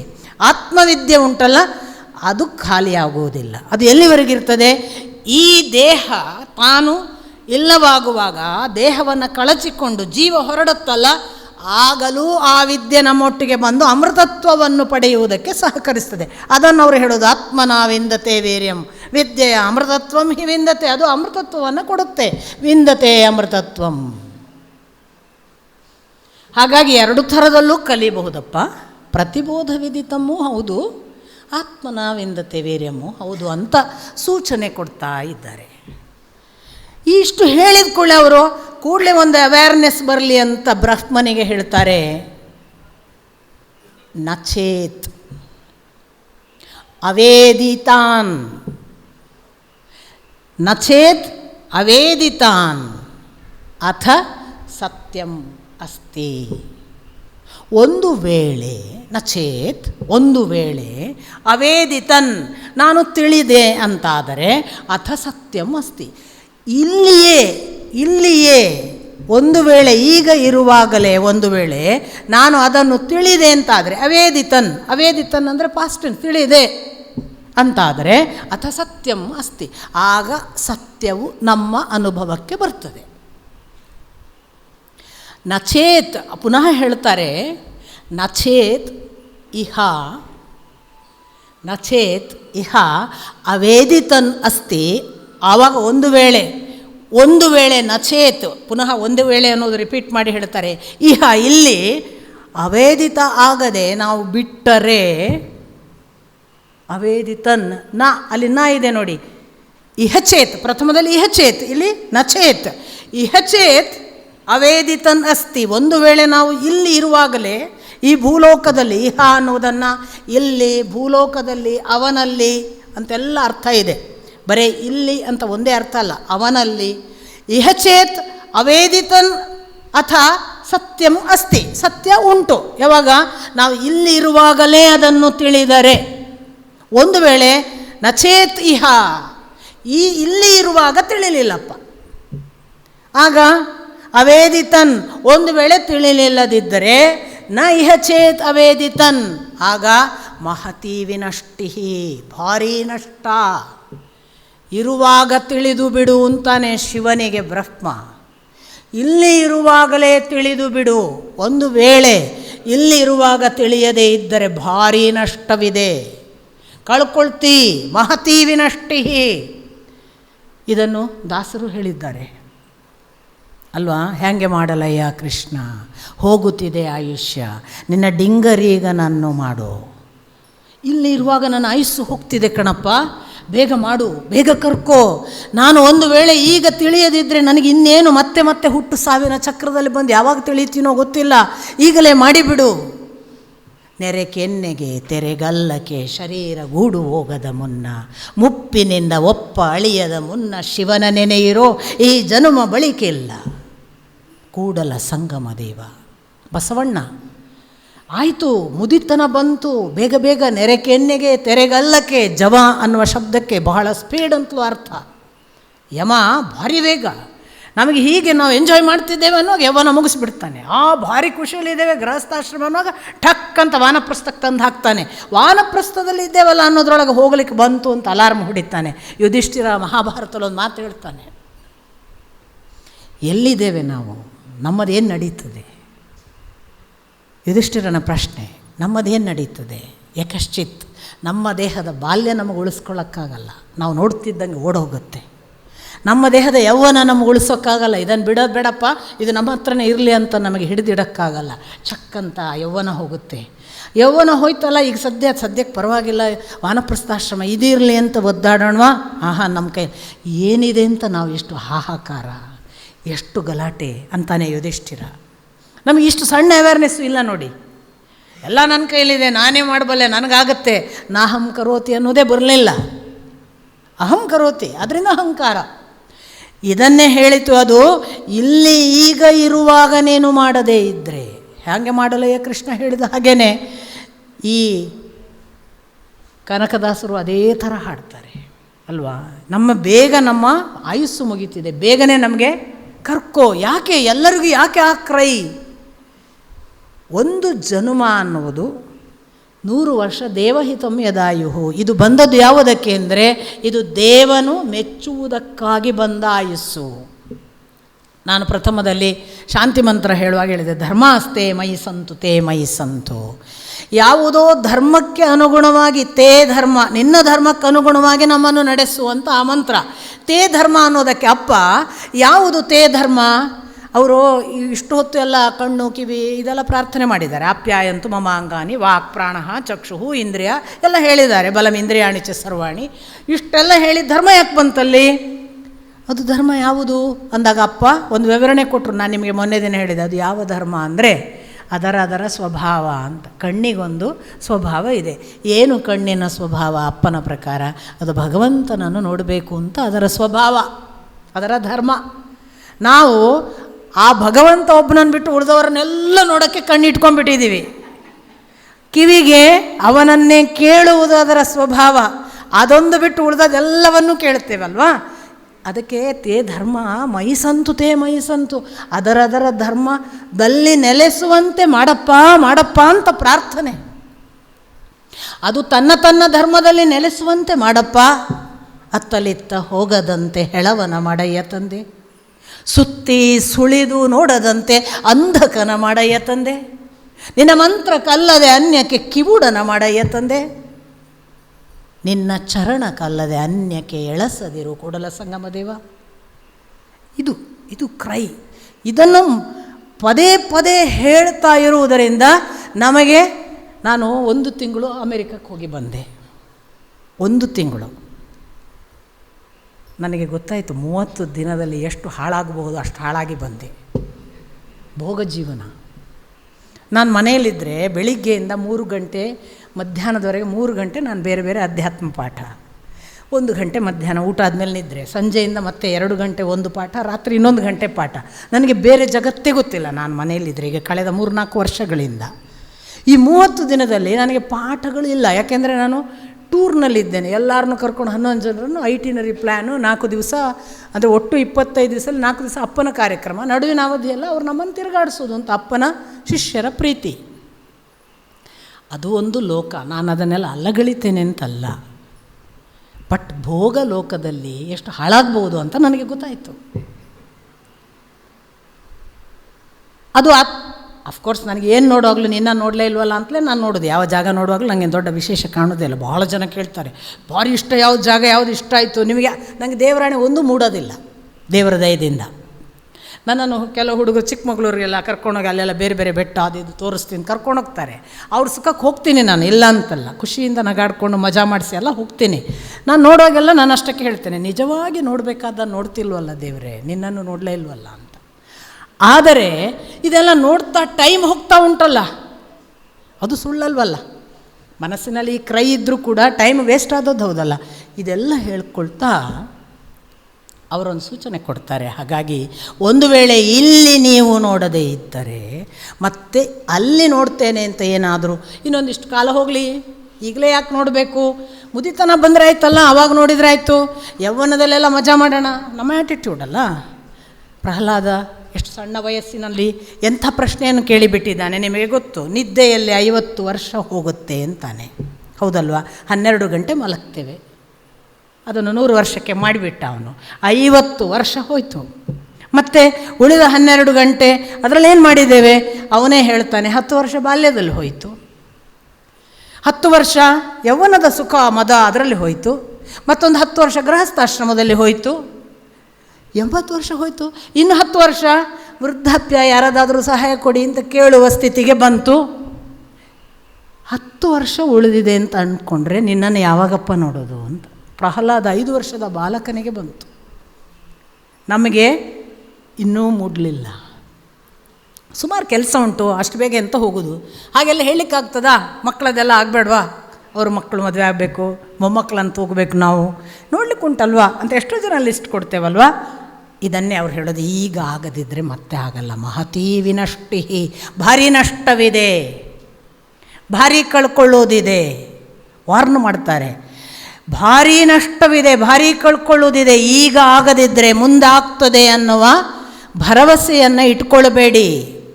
ಇರುವುದನ್ನು ಇರುವ ಸಮಯದಲ್ಲಿ ಬಳಸಿಬಿಡಿ. ಅವನಿಗಾಗಿ ಸಮಯ ಕೊಟ್ಟು ಬಿಡಿ. ಇಲ್ಲ ಸಲ್ಲದ ವೇದಿಕೆ, ಇಲ್ಲ ಸಲ್ಲದ ಹೆಸರು, ನಮಗೊಂದು ಪ್ರತಿಷ್ಠೆ, ನಾನು ಮಾಡಿದೆ ಅನ್ನುವ ಗರ್ವ, ಅದರ ಗರಿಪುಕ್ಕಗಳಿಗಾಗಿ ಟೈಮ್ ವೇಸ್ಟ್ ಮಾಡಬೇಡಿ. ಅವನಿಗೆ ಕೊಡಿ ಸಮಯ. ಒಂದು ವೇಳೆ ಕೊಡಲಿಲ್ಲದಿದ್ದರೆ ನೀವು ಭಾರೀ ನಷ್ಟ ಅನುಭವಿಸ್ತೀರಿ ಅಂತ ಬಹಳ ಸ್ಪಷ್ಟವಾಗಿ ಉಪನಿಷತ್ಕಾರರು ವಾರ್ನ್ ಮಾಡ್ತಾರೆ.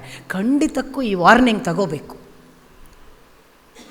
ಆದಷ್ಟು ಒಂದು ಗಂಟೆಯಲ್ಲಿ ಎಷ್ಟು ಸಾರಿ ನಾನು ಅವನನ್ನು ನೆಂದಿದ್ದೀನಿ ಅನ್ನುವ ಹಾಗೆ ಒಂದು ಟೈಮ್ ಟೇಬಲ್ ಹಾಕ್ಕೊಂಡ್ಬಿಡಬೇಕು. ಬೆಳಗಿನ ಸಂಜೆವರೆಗೆ ಕಣ್ಣು ಬಿಟ್ಟಂದಿನಿಂದ ಕಣ್ಣು ಮುಚ್ಚುವವರೆಗಿನ ಅವಧಿಯಲ್ಲಿ ಅವನಿಗೆ ಎಷ್ಟು ಟೈಮ್ ಕೊಟ್ಟಿದ್ದೇನೆ. ನಮ್ಮ ಟೈಮ್ ಟೇಬಲ್ ಬೆಳಿಗ್ಗೆ ಫಿಕ್ಸ್ ಆಗಬೇಕು. ನಾನು ಎಲ್ಲ ಮಕ್ಕಳಿಗೆ ಅದನ್ನೇ ಹೇಳೋದು. ನನ್ನ ಮಕ್ಕಳನ್ನ ಹತ್ರ ಕೆಲವು ಸಣ್ಣ ಮಕ್ಕಳು ಬಂದು ಕೇಳ್ತಾರೆ ಏನು ಮಾಡಬೇಕು ಅಂತ. ಬೆಳಿಗ್ಗೆ ಎದ್ದ ಕೂಡಲೇ ನೀನು ಏನು ಮಾಡಬೇಕು ಅಂತ ಲಿಸ್ಟ್ ಮಾಡು. ಸಂಜೆಗೆ ಅದನ್ನು ಮಾಡಿದ್ದೀಯಾ ನೋಡು. ಮಾಡಲಿಲ್ಲ ಆದರೆ you are wasting your time. Whatever it may be, ನೀನು ಮಾಡೋ ಕೆಲಸ ಯಾವುದೇ ಇರಲಿ, ಲಿಸ್ಟ್ ಮಾಡು. You must be very clear what you are going to do. 15 ವರ್ಷದ ಒಂದು ಮಗು ಕೇಳ್ತದೆ ನನ್ನ ಹತ್ರ PUCಗೆ ಹೋಗುವಾಗ, ನಾಳೆಯಿಂದ ನಾನು ಹೊಸ ಬದುಕು ಹೆಂಗೆ ಬದುಕಬೇಕು. ನಾಳೆಯಿಂದ ನೀನು ಇವತ್ತು ರಾತ್ರಿಯೇ ಟೈಮ್ ಟೇಬಲ್ ಹಾಕು. ನಾಳೆ ಬೆಳಗ್ಗೆ ಇಷ್ಟು ಗಂಟೆಗೆ ಎದ್ದಂದಿನಿಂದ ನಾನು ಇಷ್ಟು ಕೆಲಸ ಮಾಡ್ತೇನೆ. ಸಂಜೆಗೆ ಹೋಗಿ ಟೈಮ್ ಟೇಬಲನ್ನು ನೋಡು. ನೀನು ಮಾಡಿದ್ಯಾ ಕ್ರಾಸ್ ವೆರಿಫಿಕೇಷನ್ ಮಾಡು. ಮಾಡಲಿಲ್ಲದಿದ್ದರೆ you are not doing your duty properly. ಇದನ್ನು ನೀವು ಎಲ್ಲಿಗೂ ಅಪ್ಲೈ ಮಾಡ್ತಾ ಹೋಗ್ಬೋದು. ಇಷ್ಟು ದಿನದ ಇಷ್ಟು ಗಂಟೆಯಲ್ಲಿ ಎಷ್ಟನ್ನು ನಾನು ಅವನಿಗೆ ಕೊಟ್ಟಿದ್ದೇನೆ, ಎಷ್ಟನ್ನು ನನ್ನ ಕೆಲಸ. ನಿದ್ರೆಗೆ, ಮೈಥುನಕ್ಕೆ, ಆಹಾರಕ್ಕೆ ಕೊಟ್ಟ ಟೈಮ್ ಎಷ್ಟು ನಾವು.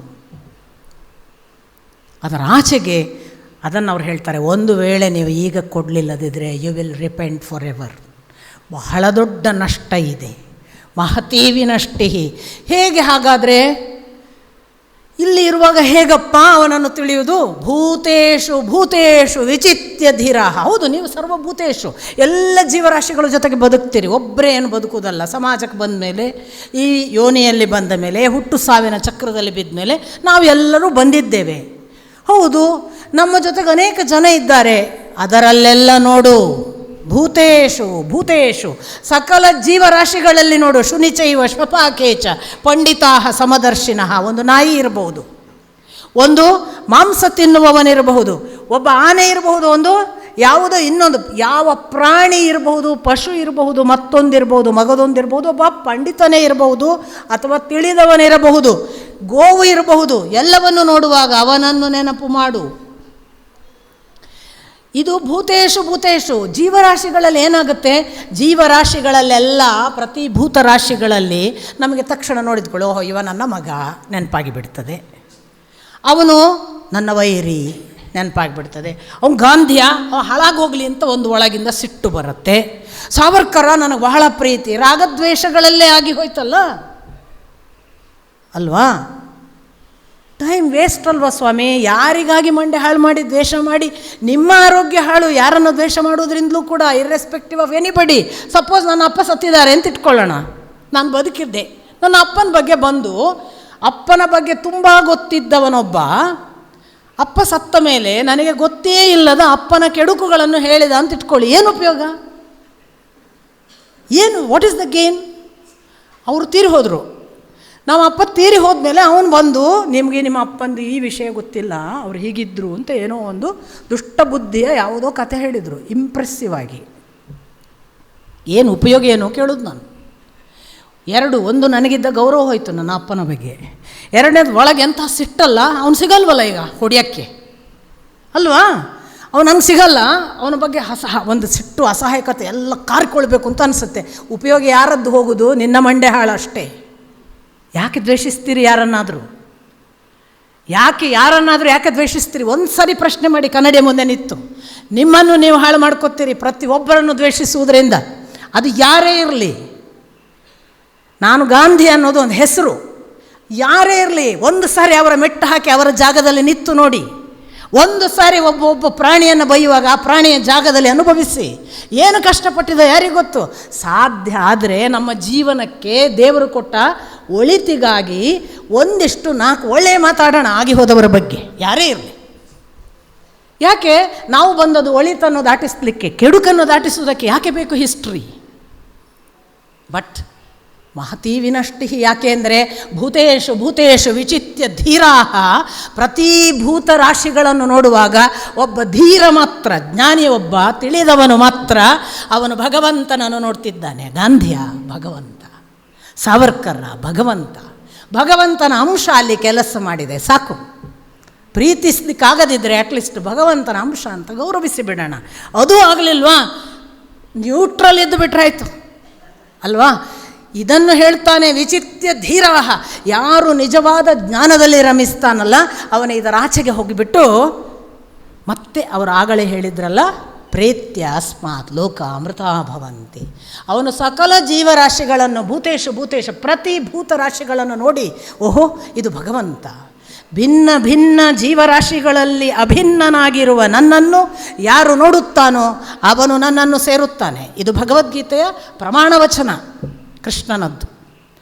ಲೋಕದಲ್ಲಿ ಭಿನ್ನ ಭಿನ್ನ ಜೀವರಾಶಿಗಳಿವೆ, ಒಂದೇ ಥರ ಇಲ್ಲ, ತುಂಬ ವೆರೈಟಿಗಳಿವೆ. ಕೆಲವು ನಿನಗೆ ಇಷ್ಟ ಆಗುತ್ತೆ, ನಿನಗೆ ಕಷ್ಟ ಆಗುತ್ತೆ, ನಿನ್ನನ್ನು ನೋಯಿಸುತ್ತೆ, ನಿನಗೆ ಬೇಡ ಅನಿಸುತ್ತೆ. ಎಲ್ಲವುಗಳನ್ನು ನೋಡುವಾಗ ಆ ಹೊರಗಿನ ಭಾವನೆ ಹುಟ್ಟಿಸುವ ಆ ಒಂದು ಹೊರಗಿನ ಆಕೃತಿಗೆ ಕೂತ್ಕೊಳ್ಳಬೇಡ, ಮತ್ತು ಒಳಗಿರುವುದನ್ನು ನೋಡು. ಅದು ಯಾವುದು? ತ್ವಂ, ಅದು ನೀನು. ಈ ಅಹಮ್ಮೆ ಅಲ್ಲಿ ತ್ವಮ್ಮಾಗಿ ಇದೆ, ಈ ಅಹಮ್ಮೆ ಅಲ್ಲಿ ತ್ವಮ್ಮಾಗಿ ಇದೆ ಅಂತ ಅನ್ನಿಸಿ ಅಹಂ ತ್ವಂ ಅಷ್ಟೇ ಅಲ್ಲಪ್ಪ, ಅವನು ಅನ್ನುವ ಇನ್ನೊಂದು ತತ್ ಆಗಿ ಇದೆ. ಆ ತತ್ ಬೇರೆ ಬೇರೆ ರೂಪದಲ್ಲಿ ನನಗೆ ಕಾಣಿಸ್ತಾ ಇದೆ. ನಾನು ಆ ಲೋಕದ ಸಕಲ ಭೂತೇಶು, ಎಲ್ಲ ಜೀವರಾಶಿಗಳಲ್ಲಿ ನಾನು ವಿಚಿತ್ಯ ಧೀರ, ಅದರ ಮೇಲಕ್ಕೆ ಹೋಗಿ ಆ ಜ್ಞಾನಿಯ ಹಾಗೆ ವಿವೇಕಿಗಳ ಹಾಗೆ ಯಾರು ನೋಡ್ತಾನಲ್ಲ ಅಭಿನ್ನನಾದ ಭಗವಂತನನ್ನು, ಅವನು ಪ್ರೇತ್ಯ, ಅವನು ಏತಿ, ಮೇಲಕ್ಕೆ ಏರಿದವನು. ಅವನೇನು ಮಾಡ್ತಾನೆ? ಅಸ್ಮಾತ್ ಲೋಕಾತ್ ಪ್ರೇತ್ಯ, ಈ ಕೆಟ್ಟ ಕೆಳಗಿನ ಲೋಕದಿಂದ ಮೇಲಕ್ಕೇರಿ ಅಮೃತತ್ವಂ ಹಿ ವಿಂದತೆ ಅಥವಾ ಅಮೃತ ಭವಂತಿ, ಅಮೃತ ಲೋಕವನ್ನು ಪ್ರವೇಶಿಸ್ತಾನೆ. ನಮಗೆ ಈ ಕೆಟ್ಟ ಲೋಕವೇ ಬೇಕಾದರೆ ಬೇಕಾದನ್ನು ಮಾಡ್ತಾ ಕೂತ್ಕೊಳ್ಳೋದು, ಮಾಡಿ.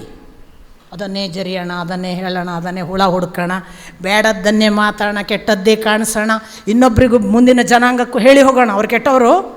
ನಾವು ಎಷ್ಟು ಸಾರಿ ನಿಮಗೆ ಗೊತ್ತಿರಲಿಕ್ಕೆ ಸಾಕು. ತುಂಬ ಒಳ್ಳೆಯ ತಂದೆ ತಾಯಿ ಇದ್ದರೆ, ತಂದೆ ತಾಯಿ ಅಣ್ಣ ತಮ್ಮಂದ್ರೆ ಜಗಳ ಇರ್ತದೆ ಅಂತ ಇಟ್ಕೊಳ್ಳಿ. ಕೆಲವು ತಂದೆಯ ದೊಡ್ಡಪ್ಪ ಚಿಕ್ಕಪ್ಪನವರಿಗೆ ಪರ್ಸ್ನಲ್ ಯಾವುದೋ ಫ್ಯಾಮಿಲಿ ಜಗಳ ಇರ್ತದೆ ಅಂತ ಇಟ್ಕೊಳ್ಳಿ. ಒಳ್ಳೆಯ ತಂದೆ ತಾಯಿ ಏನು ಹೇಳ್ತಾರೆ ಅಂದರೆ, ನೋಡಿ ನನ್ನ ಅಣ್ಣನಿಗೆ ನನ್ನ ತಮ್ಮನಿಗೆ ನಮಗೆ ಜಗಳ ಇರಬಹುದು, ನೀವು ಮಕ್ಕಳು ಮುಂದುವರಿಸಬೇಡಿ ಅಂತಾರೆ. ಇದನ್ನು ನಿಜವಾಗಿ ನಾವು ಮಾಡಬೇಕು. ಹಿಸ್ಟ್ರಿ ಓದುವವರು, ನಿಮಗೆ ಸಿಟ್ಟಿದ್ದರೆ ಮುಂದುವರಿಸಬೇಡಿ. ಯಾಕೆ ಗೊತ್ತಾ? ಸಿಟ್ಟು ಜಗತ್ತಿನ ಒಳಿತಲ್ಲ, ಅದಕ್ಕೆ ಇಷ್ಟು ಹಿಂಸೆ ಬೆಳೆದದ್ದು, ಇಷ್ಟು ದ್ವೇಷ ನಮ್ಮಲ್ಲಿ ಕಾರುವುದರಿಂದಲೇ ಈಗ ಆಲ್ ಓವರ್ ದಿ ವರ್ಲ್ಡ್. ಯಾಕೆ? ನಮ್ಮ ದ್ವೇಷದ ಪರಾಕಾಷ್ಠೆಯೇ ಈಗ ಹಿಂಸೆಯ ಪರಾಕಾಷ್ಠೆಯ ರೂಪವಾಗಿ ಯಾರನ್ನು ಕೊಂದರೂ, ಯಾವ ಶಾಲೆಯ ಮಕ್ಕಳನ್ನು ಕೊಂದರೂ ಸಮಾಧಾನ ಆಗುವುದಿಲ್ಲ, ಮನಸ್ಸು ಸಮಾಧಾನವೇ ಇಲ್ಲ. ಒಂದು ಟ್ರೈನ್ನಲ್ಲಿ 12 ಜನ ನಾವು ಮೊನ್ನೆ ಬಂದ್ವಿ. ಯಾವುದೋ ಅಪ್ಪನ ಶಿಷ್ಯ, ಅವರು ಲಾಸ್ ಏಂಜಲೀಸಿಂದ ಸ್ಯಾನ್ ಹೂಸ್ವರೆಗೆ ನಮಗೆ ಒಂದು ರೈಲು ಪ್ರಯಾಣ ಇರಲಿ, ಎಡಬದಿಗೆ ಆ ಸಮುದ್ರ, ಬಲಬದಿಗೆ ಬೆಟ್ಟ, ಸುಂದರವಾಗಿ ನೋಡ್ಕೊಂಡು ಹೋಗಿ ಅಂತ ಅವರೇ ಟಿಕೆಟ್ ಮಾಡಿ ಕಳಿಸಿದರು. ನಮಗೇನು ಗೊತ್ತು, ನಾವು 12 ಜನ ಮಜಾ ಇದ್ದೇವೆ, ನಮಗೆ ನಮ್ಮದೇ ಖುಷಿ. ಅವರು ನಮಗೆ ಊಟ ಕಟ್ಕೊಟ್ಟಿದ್ದಾರೆ, ನಮಗೆ ತಿನ್ನಕ್ಕೆ ಕೊಟ್ಟಿದ್ದಾರೆ, ಬಾಳೆಹಣ್ಣಿನ ಸೀಕರಣೆ ಇದೆ, ಏನೇನೋ ಇದೆ. ನಾವು ಅಷ್ಟು ಜನ ಕೂತ್ಕೊಳ್ಳೋ, ನಾವು 11 ಜನ, 12ನೇ ಒಬ್ಬ ಫಾರಿನರ್ ಇದ್ದಾನೆ ಅಲ್ಲಿ. ಅಂದರೆ ನಮ್ಮ ಭಾರತೀಯನ ಪಕ್ಕಕ್ಕೆ ಒಬ್ಬ ಫಾರಿನರ್ ಇದ್ದಾನೆ. ನಮಗೆ 10 ಗಂಟೆ ಆಗುವಾಗ, 11 ಗಂಟೆ ಆಗುವಾಗ ನಾವೆಲ್ಲ ಅದನ್ನು ಬಿಡಿಸ್ಕೊಂಡು ತಿನ್ನಕ್ಕೆ ಕೂತ್ಕೊಳ್ಳೋವಾಗ ನಿಮಗೆ ಗೊತ್ತು, ವಿದೇಶಿಯರಿಗೆ ಆಫರ್ ಮಾಡಬಾರ್ದು. ಅವರು ಆಫರ್ ಮಾಡೋದಿಲ್ಲ, ಯಾಕೆ? ನಂಬಿಕೆ ಇಲ್ಲ ಅಲ್ಲೆಲ್ಲ. ನಾವೇನೋ ಕೊಟ್ಟರೆ ಅವರು ನಮ್ಮನ್ನು ಡೌಟ್ಫುಲ್ಲಾಗಿ ನೋಡಿ, ನಾವಾಗಿ ಆಫರ್ ಮಾಡಬಾರ್ದು. ಸೊ ನಿಮಗೆ ಈಗ ನಮ್ಮಲ್ಲಿಯೂ ಇದೆ ಅದು, ವಿದೇಶಿ ಎಲ್ಲ ಭಾರತದಲ್ಲೂ ಕೂಡ. ಮುಂಚೆ ಟ್ರೈನಲ್ಲಿ ಎದುರು ನಾವು ಕೇಳಿ ಊಟ ಮಾಡ್ತಿತ್ತು, ಈಗೆಲ್ಲ ಕೇಳುವಂಗಿಲ್ಲ. ನಿಮಗೆ ಗೊತ್ತು, ನಂಬಿಕೆ ಹೋಗಿದೆ, ಯಾಕಂದ್ರೆ ಆಹಾರದಲ್ಲಿ ಏನೇನೋ ಹಾಕ್ತಾರೆ, ಇವೆಲ್ಲ ನಾವೇ ಹಾಳು ಮಾಡಿದ ನಮ್ಮ ಧರ್ಮ ಇರಲಿ. ಹಾಗಾಗಿ ನಾವು ಕೇಳಲಿಲ್ಲ. ನಮ್ಮಲ್ಲಿ ಎಕ್ಸೆಸ್ ಇತ್ತು, ಅವಲಕ್ಕಿ ಇತ್ತು, ಸೀಕರಣೆ ಇತ್ತು, ಎಲ್ಲ ಇತ್ತು. ಆದರೆ ನಾವು ಪಕ್ಕದಲ್ಲೇ ಇದ್ದಾನೆ ಪಾಪ, ಅವನನ್ನು ಕೇಳುವಂಗಿಲ್ಲ. ನಮ್ಮ ಚಡಪಡಿಕೆ ನಮಗೆ ಗೊತ್ತು. ನಾವು ತಿನ್ನಕ್ಕೆ ಶುರು ಮಾಡುವಾಗ ಅವ ಬಹಳ ಲೌಡಾಗಿ, ಇಟ್ ಲುಕ್ಸ್ ವೆರಿ ಡೆಲಿಷಿಯಸ್ ಅಂತ ಇದ್ದಾನೆ ಪಾಪ. ಅವನು ಅಂದರೆ ಸಿಗ್ನಲ್ ಕೊಟ್ಟ, ನನಗೆ ಕೊಡ್ಬೋದು ಅಂತ. ಇಷ್ಟು ಕೊಟ್ಟಮೇಲೆ ನಾವು ಮತ್ತೆ ಕೂಡಲೇ would you like to have it ಅಂತ ಕೇಳಿತು. ಎಸ್ ಅಂದ ಪಾಪ. ಚೆನ್ನಾಗಿ ತಿಂದು it's very tasty, yummy, amazing ಎಲ್ಲ ಆಯಿತು, ಖುಷಿಪಟ್ಟ.